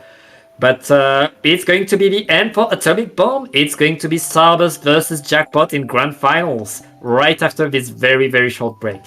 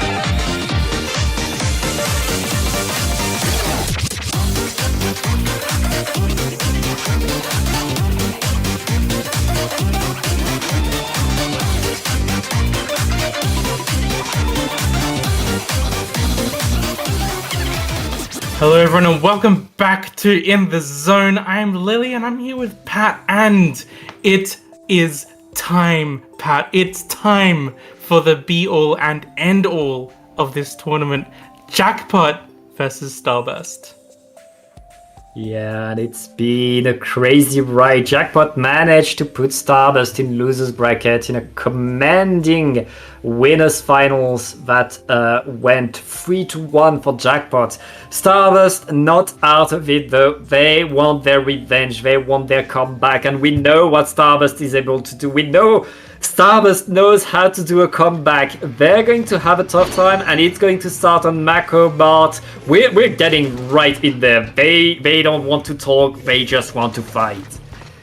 Absolutely, and fighting. I'm curious to see who's going to be winning these first ones, of course. I do expect that Jackpot is going to be a very quick, fast, strong team, being able to take up space very quickly, but already, just looking at these weapon comps, I do expect that with the similarities that they have, it's only the difference between a shot and a stamper. Already, Starburst has shown that they can actually get some picks off early from them. Finding one on Jared as well. Zero is popping up here, looking to take up some more space up ahead as well. Getting the Zuka out. Oh my goodness, actually, this looks like Starburst is going to be taking this dominant control early on in the game.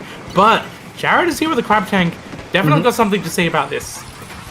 Yeah, that Jackpot is already back on the zone, taking control. Starburst, they're sharking around. Zero getting a pick right there, and he's looking to get a bit more, flanking to the side, almost getting Madness, but Madness is going to escape that, and right now Jackpot is holding dear to that zone. There's fights everywhere. Leafy is behind them with the Zipcaster trying to get things going and shoot down onto Starburst. Jackpot is going to stay in control of that zone, and they already scored 50 points. They have very good control, and right now Starburst is in dire situation. They need to prepare a good push.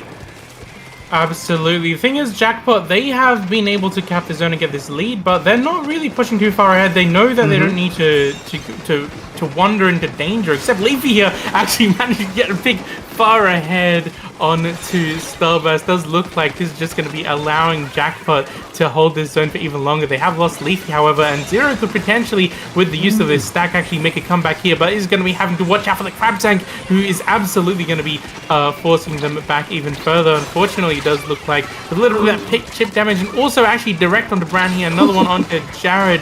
Does look like, unfortunately, that is going to be a bloodbath. Oh my god, I can't even tell. I can't even remember who came out on top in that, but Starburst is going to be holding the zone now. In the end, Lily, it was only the 2 pencils left standing around the zone. But Starburst had their pencil closer to the zone, and the zone staying green. But Jackpot able to jump back in, and right now Jackpot getting these after fights, these fights after the Tacticular pushing Starburst away, and right now Jackpot holding that zone with that huge lead, but they have getting rid of their penalty, and Madness just keeping the pressure on and keeping Starburst in their spawn, looking to find a way in. Absolutely. The thing is, they haven't really found a way in just yet. We can see Bran trying to like scope things out, but unfortunately revealing a position. Jared is going to try and get the flank. It's going to get picked out by Bran here.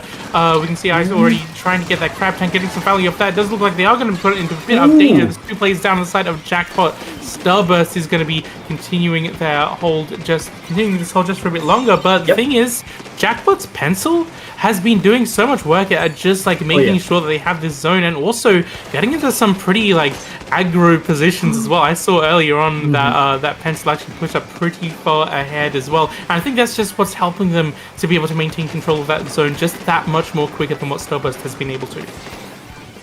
That's not you for you being always a menace, and Jackpot right now not much more penalty. They're looking to run away with that game. Starburst needs to find something, needs to paint that zone, but right now they have 2 down, and all Jackpot needs to do is paint a bit longer, and they get game number 1. Game number 1, pretty strong in Jackpot's favor, but I don't want to discount what Starburst was able to do earlier on in the game. I feel like that was definitely in their favor for quite a bit of that early game, which I think if Starburst is able to keep up that momentum, keep up that pressure, we can definitely see them doing pretty well moving forward to the next one. Still, Jackpot, you know, I was talking about their pencil. You mentioned their pencil earlier on, actually, how they're able to just like paint up the zone pretty quickly in Jackpot's favor. And you know, I think the fact that they were always just that little bit further forward than Starburst's pencil was, I think just helped them a little bit more, be able to move ahead a little bit more quicker. I love talking about like the importance of turf control, to be able to get that map control, because you can move in faster when it's already painted up, of course. Jackpot understands this. Jackpot is painting up further ahead than what Starburst have been when they are on the retake, which means that Jackpot were just able to retake and take up the map just that much more quicker in that game in particular. But you know, Starburst were able to do that extremely well in the first minute of the game. Being able to win those fights so consistently, and you know, winning those fights once you have the zone, that's all this game is. It's about the fights and the paint. That's all that matters. And we're going to go to Mahi Mahi. We haven't seen that much of Mahi Mahi today, but between these 2 teams, I love to see a good Mahi Mahi game, and I hope to see the tank coming back on the side of Leafy. Yeah, this is actually, we saw these 2 teams play against each other. You're right, Leafy was on the tent. I feel like Starburst was actually able to pick Leafy off quite a number of times towards the end, which allowed Starburst to definitely take this, I think, I don't think they took this match off them, but definitely able to take a lot of control and stall for a long time once they know exactly who to watch out for. And of course, the tent is going to be coming back. Of course, the tent is coming back and the range blasters are coming back. That range blaster is going to be especially important for Starburst if they want to counter the tent. The blaster is always good against Brellas, and right now these teams are coming in, fighting again for that zones, and let's see how it goes. The Tri-Strike are denying the Crab Tank, forcing the Crab Tank to drop, and that Crab Tank is punished on the side. Starburst is... Oh, what? Everybody's getting splatted right now, and Jackpot stays in control of the zone. Yeah, I think like Jackpot just know how to make sure that when even if they're losing players, even if like we're seeing bloodbaths happen left, right, and center, they just know how to make sure that at least their pencil's in position to be able to get the zone back and allow their team to come back in. Speaking of teams coming back in, I do believe that Starburst might be setting something up here to be able to retake this. But Jared up on the top there, dropping down just a little bit, and with Leafy coming out as well on the side with the Zuka, might be able to see them stopping Starburst from being able to push up too far ahead and continuing this lead that Jackpot already have so far. Yeah, and right now Jackpot are pushing in, trying to get some. Jared and Leafy get punished, though right now Starburst are in a good spot to push forward, but they get punished themselves. It's nice! Oh my goodness! With the ultra aggressive crab right there. Starburst pushing forward, getting it all, and now it's all Starburst. Now the map is getting painted purple, and Starburst is looking to score some good points. That should lead for them. Oh yeah, this should be for sure, unless Jackpot is able to do something fast, but they have got to pick a brand here, so I think that this is going to be just Starburst continuing this for longer. Can Jared do something about this Crab Tank? Doesn't look like Jared is going to be popping a Crab Tank themselves. Going to be picking 0, going down anyway to the other Crab Tank, so that was an interesting fight that kind of broke out there. Whether this zone is going to be going in favor of Jackpot, though, only time will tell, as 2 players have gone down. And Starburst doesn't look like this is going to be Jackpot's chance to actually come back. They don't have Leafy coming in just yet, but they have a bit of space to work with. We can see what'll do already, making sure that they can paint up, making sure that they have the cooler ready soon to be able to take the space that they really want to take up from Starburst. Yeah, and space is being taken, but 0 dropping in already on the zone, painting it and trying to go even more forward. 0 is looking for blood right now, has to move back. All Jackpot is defending and getting that zone back. Penalty has been applied, but Jackpot doesn't seem to mind. As long as they manage to keep that zone a bit longer, they're good. And right now, Jackpot is holding pretty strong, staying on the map. And look at that, Jared on the opponent snipe. Okay, was not close enough to Crab Tank to activate it. But right now, Starburst with the Tri-Strikes, they're not saving lead, but they're getting the zone back. Yeah, they do get the zone back with a 1-point difference. We can see the Crab Tank certainly helping them out. But Jared, I think, has got a much more powerful Crab Tank at this point, especially with the help of the chip damage coming out from the what's that called again? I've forgotten. Everything's happening at the moment. We're seeing Leafy actually trying to move up, and Jared even in a more aggressive position, just trying to skirmish against Bagel to kind of hold them back, because they definitely don't want their backline to be able to paint up the zone too much. This lead is going to be in favor of Jackpot, continuing down into the down to 30 before they lose it here. Starburst doesn't have a huge amount of time to go in order to get this lead back themselves, but what'll do is always constantly painting. Yeah, and now that they have the lead, Jackpot, they don't mind that penalty is applied onto them. 50 seconds left in the game, and they're still in control of the zone. And they don't have that much penalty left, the zone, and the game has been so back and forth. But oh, that Zuka here, getting a double with the fall of Zuka. It's so good for Jackpot, and Jackpot right now, they only need a few more picks to get that game, and they just need to hold the zone. 9, 8, 7, 6, 5. All of Starburst is running at the zone right now, trying to get it, trying to pet it, but it's just Bran. And 2-0 for Jackpot.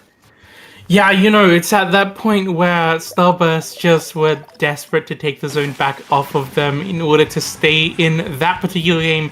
It is a best of 5, so they're not out just yet, but Jackpot's still showing that they are strong against Starburst here. This is an even more dominant Mahi Zones game than I felt we saw in the last time we saw these two teams play together here. So I think that Jackpot are just even more switched on now. I loved, in particular, seeing Jared's crab tanks. I felt that they were a lot more aggressive than what we saw from the crab tanks inside of Starburst. I love playing crab tank myself, so I love talking about crab tank. But, you know, what I love seeing about how Jared was able to position the crab tank is that it was a much more oppressive force. It wasn't there necessarily to retake, to help with the retakes. They were there to help push back the defense from Starburst and know that, like, once that crab tank is run out, they're in a position just to skirmish, just to be that that dagger in the side of Starburst, just to stop them from being able to come back and repaint the zone for themselves. So I think, like, Jared's crab tanks in particular were doing an amazing amount of work in that particular game. Of course, the entire team, of course, was, and I loved seeing Leafy come out with the tent as well. Of course, you know, not only is that another Zuka weapon, but it's just really good at painting the zone as well with the with the help of that shield. And what we've seen these two games is Starburst opening strong, getting Jackpot to bleed a little bit, and Starburst getting the advantage at the start of both of these games. But then Jackpot adapting, learning in the course of the game, and after 2 minutes of game, suddenly it's all Jackpot. Suddenly Jackpot is in control, is clawing their way back, and then it's only them. The moment Jackpot takes back the lead, you know that Starburst has no way in. Starburst needs to learn what Jackpot is doing, the way Jackpot is learning what Starburst is doing. Yeah, absolutely. So Starburst has 3 games to be able to force, I believe, a reset. Yep. But Jackpot only have to win this next one, and it's just going to come down to, like, Jackpot doing what they've been doing their previous games. Of course, you know, Starburst, we might see them come in strong early, but if Jackpot manages to actually, you know, take these fights in their favor constantly and always have that extra amount of pressure. Like, we can see actually Jackpot this time being able to take the zone first, but they have lost their player. Once again, yeah, it's going to be Starburst is going to be winning these early fights, even though that they didn't manage to get the first zone cap. We might actually see them start to push up and get Jared picked off as well. So we are seeing this lead flip as well. It's the same thing that we saw before. Starburst winning these early fights. I want to see how Jackpot responds. And Jackpot is responding strong right now, taking control of that right side of the map. Now they have an ally into the game. The Tri-Strike and the Crab Tank are thrown at the zone. That's going to be probably a capture for Jackpot, but Starburst is holding that zone strong. They want to keep that zone if they're able to survive that onslaught by Jackpot and get that control back. Starburst to score a lot of points in that start of the game right there. And Jackpot is struggling to get in. Yeah, absolutely. They are struggling to get in, which I think is kind of unusual. But, you know, I think Starburst just being able to play around this map so well has just proven to make it that much more difficult for Jackpot at the moment. They are forcing these Tri-Strikes to pop out just at least to help them maintain a little bit of the space they want to hold in order to get this zone. Waiting for that bomb to explode before they can take top mid here. They've lost a couple of players though. Starburst has got a clear advantage that they absolutely just want to hold. And with this Crab Tank, this is the aggressive Crab Tank I love to see from anyone. Managing to get a pick on Madness as well, and just continuing to hold this space as well, just making it that much more difficult for Jackpot to come back in. But that Crab Tank being moved to the side allows Jackpot to get back onto the zone. The Booyah Bomb is going to deny a bit more space, to give a bit more time to Starburst. And Starburst right now, 2 players down. They have to conceal the zone. They have to move back, get some space. And Jackpot is going to capture the zone. But they're still looking to move forward. They're still looking to push Starburst away to really have established control. Look at that Ice running in with the splash, getting a trade right away. It's 2 versus 2, but finally Jackpot has that control their way and are looking to keep it. Absolutely, they are looking to keep it for sure. We can see how far back Bagel is pushed here, trying to find the right opportunity to move back in. And with the help of this Crab Tank, they can possibly do something here, but they are losing control. Does look like they did manage to get the pencil off of Jackpot's side, so this is definitely going to be Starburst holding this lead for just that little bit longer. Leafy trying to come back in paint up just a little bit just so they can make sure they have their crab tank to help push in with. And with the Zuka coming from the other side, that's actually going to be Starburst being forced to actually concede all that space to Jackpot, allowing them to take the zone back in their favor. Yeah, Jackpot back in control of the zone. They don't have that much penalty to get rid of, but there's only 2 minutes left in the game. Jackpot looking to get a third comeback in that set right now, but Starburst looking to stop it. Zero is going to be punished by Leafy right there, and everybody is scrambling for the zone. No penalty applied on Jackpot. Jackpot is going to get that lead right there, and Starburst right now, they're going to need a big push if they want, like they need to push Jackpot away, but all of Jackpot is activating the Zuka, and attacking back, fighting back at what Starburst is giving to them. Ooh, oh my goodness, we're seeing special after special here. That crab tank coming out from the side of Starburst hopefully is going to help at least neutralize and cap the zone here with the Booyah Bomb just to help them continue that space. I don't think that Booyah Bomb was just far enough ahead in order to actually force Jackpot back here, as Jackpot is actually trying to move back in now. Doesn't look like they have a lot of space. They kind of push back up on Bats. They need to be able to move in quickly with less than 45 seconds left. They are going to be continually actually held back by Starburst. You can see Zero actually trying to go up Slick, getting picked up there, so things are looking up for Jackpot, but they have lost the lead. The lead taken by Starburst right there, and no penalty applied to Jackpot. Is scrambling to get the zone right now. They need to get in, they need to paint, they need to win the fight. Zero on top mid, looking to just punish as much as they can. Starburst are going to get their first game. We are 1 and 2, and Starburst is alive. Starburst getting that wipeout at the end. My jaw has dropped at that moment. This is what Starburst wasn't able to do in the previous couple of games, but I loved seeing the sheer amount of coordination from Starburst, holding Jackpot back from being able to retake in those last 45 seconds, especially. And also, like, stopping Jackpot from really being able to take that much advantage. I think, like, obviously the wipeout at the very end was exactly the thing that was gonna, like, confirm Starburst to win that. But man, being able to actually make a comeback like that, 2-1, Starburst is coming in pretty strong. And I gotta say, I think that that choice of map is a pretty good one as well, considering how we've been seeing Jackpot aggro in the previous maps. Like, there aren't too many spots, especially for a player like Jared, to kind of go up and safely crab tank against Starburst. So making sure that like Jackpot is constantly having to play on the low ground compared to Starburst, I think is definitely something that Starburst may have been thinking of there. Whereas if we saw in Mahi, whenever Jared was able to crab tank up pretty far ahead, they were getting a lot of value from for their team as well. Yeah, but really for the next game, we are going on Wahoo World. We haven't seen Wahoo today yet. This map has been chosen by Jackpot. Jackpot wants to play there. And given what .Q has been doing with a pencil, I mean, I can understand why. And this is also a pretty good tent map. So do we see tent coming back?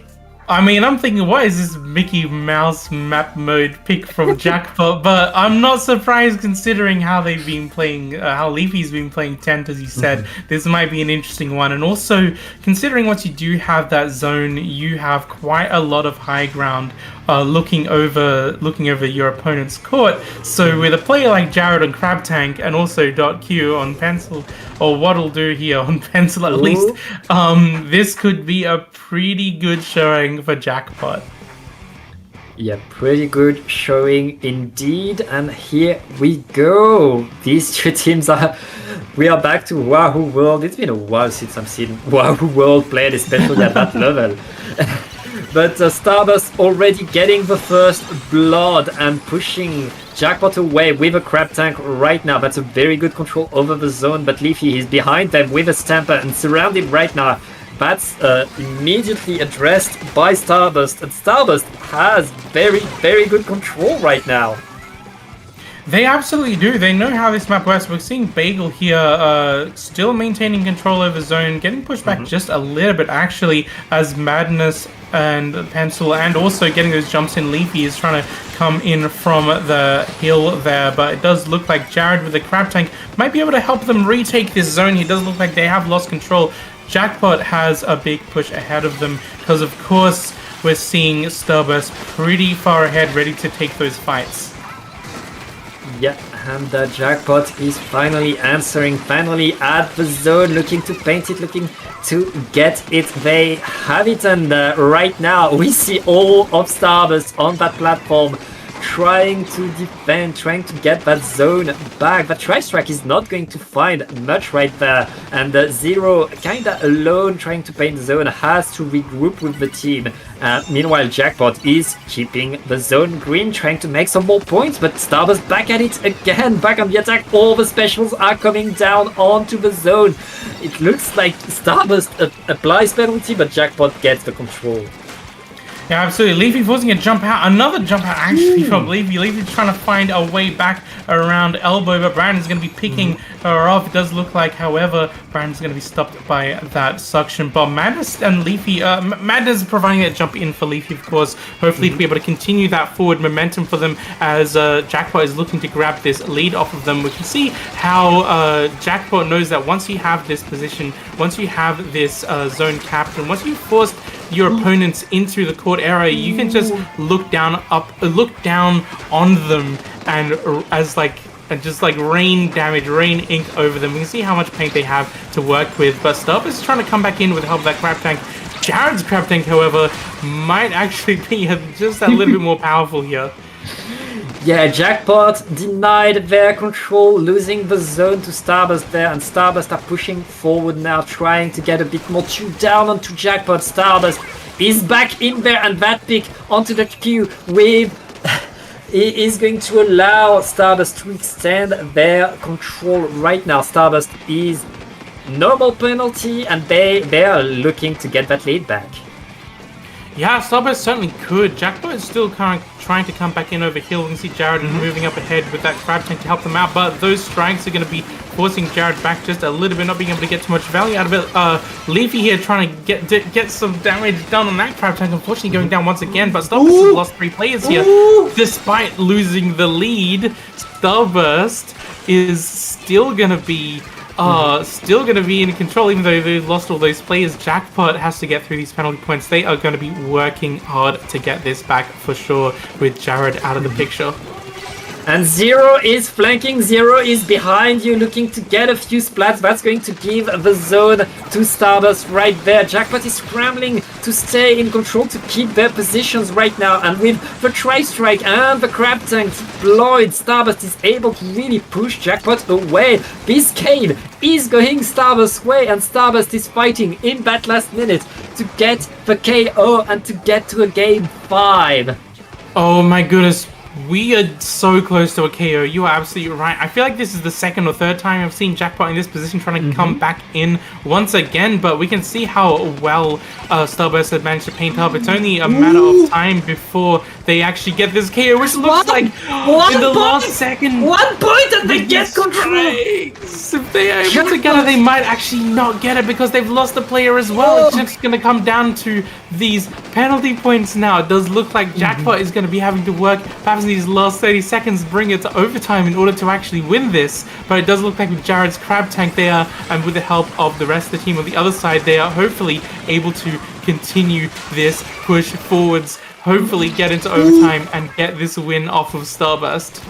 One more push. If Starburst gets a single push right there, they stay alive in this tournament. Jackpot only needs to paint the zone a bit longer, but Starburst capture the zone in the nick of time. We're going to a game 5. My mouth is over, my jaw is on the floor. I expected this to go Jackpot's way, considering what we've been seeing, especially from Pencil, from those crab tanks, and also I think from Leafy being able to do some really impressive flanks as well. But my goodness, I think Starburst might be a little bit on a comeback arc. A score of 2-2 this late in the game, this late in the set is it's just going to be putting me on the edge of my seat. It's a score on 2-2, and right now, if Jackpot wins this one on Hagglefish Market, they win the tournament. Starburst, they need to win it just to reset the bracket. This is so close. These two teams are incredible, and this time it's on Hagglefish to end it. And honestly, Hagglefish is such a classic, unlike Wahoo World. Like we've seen this map over and over again, and ending it here, ending that set at least here, it is going to be a pretty cool one, a pretty good summary, and I can't wait to see how it goes between these two. Absolutely. You know, in my opinion, this is probably the single most vanilla of all the Splat Zones maps. Yeah. It's you're dealing with one big fat straight line in the middle and two kind of little straight lines on the side that you can potentially flank from. So do expect to see at least some flanks, and keeping your eyes on flanks there, of course. But you know, if things are going the way that we saw in the previous two games, with Starburst getting the early blood, Jackpot being able to get some kind of lead or some kind of dominant showing in the middle, and then Starburst kind of just clutching it out at the very end. If we do see a bracket reset, of course we're going to be here for longer, but you know, Jackpot, I've seen them play here many times before, and they know so well how Hagglefish works. I believe my prediction is that they possibly have this. They possibly have this tournament here. We're seeing these weapon comps come out at the moment. I don't have a prediction. Anything can happen between these two teams. It's going to be decided by a single platter, single drop of ink, because that's how close these two teams are. And let's see how it goes here on Hagglefish. It looks like Jackpot is already painting the zone, but Stardust is going to take it, and the crab tank being deployed means they are pushing forward. Jackpot's struggling to find a way onto Stardust right now. Stardust really getting the picks right there. Oh yeah, Starburst has been Leafy. We saw a little bit on the flanking adventure, unfortunately being taken down, but it does look like Jared is going to be popping the crab tank. Hopefully be able to retake with Madness, popping his Zuka as well, but a return Zuka, forcing Madness to duck for cover there. This doesn't look like they're going to be taking the zone anytime soon, as Starburst is trying to just continue taking up space ahead with the Booyah going into their coil. Crab tank coming out once again. I want to see if Leafy can actually get rid of this crab tank, however, because she's been popping this Zuka left, right, and center, trying to get something done behind Starburst, but still not quite managing to get Starburst out of the way. Yeah, not enough right now, and Jackpot hasn't applied penalty yet, but ooh, they get one pick with the Zuka. Now they can apply penalty, now they can go forward, and Starburst jumping back in are going to be directly into a fight right now, and this fight is going the way of the Jackpot. Jackpots are now in control, are now pushing Madness. Madness getting in there, getting an extra pick in the spawn, jumping out, staying safe, and now that crab tank being deployed, Jackpot is going to make huge points from that.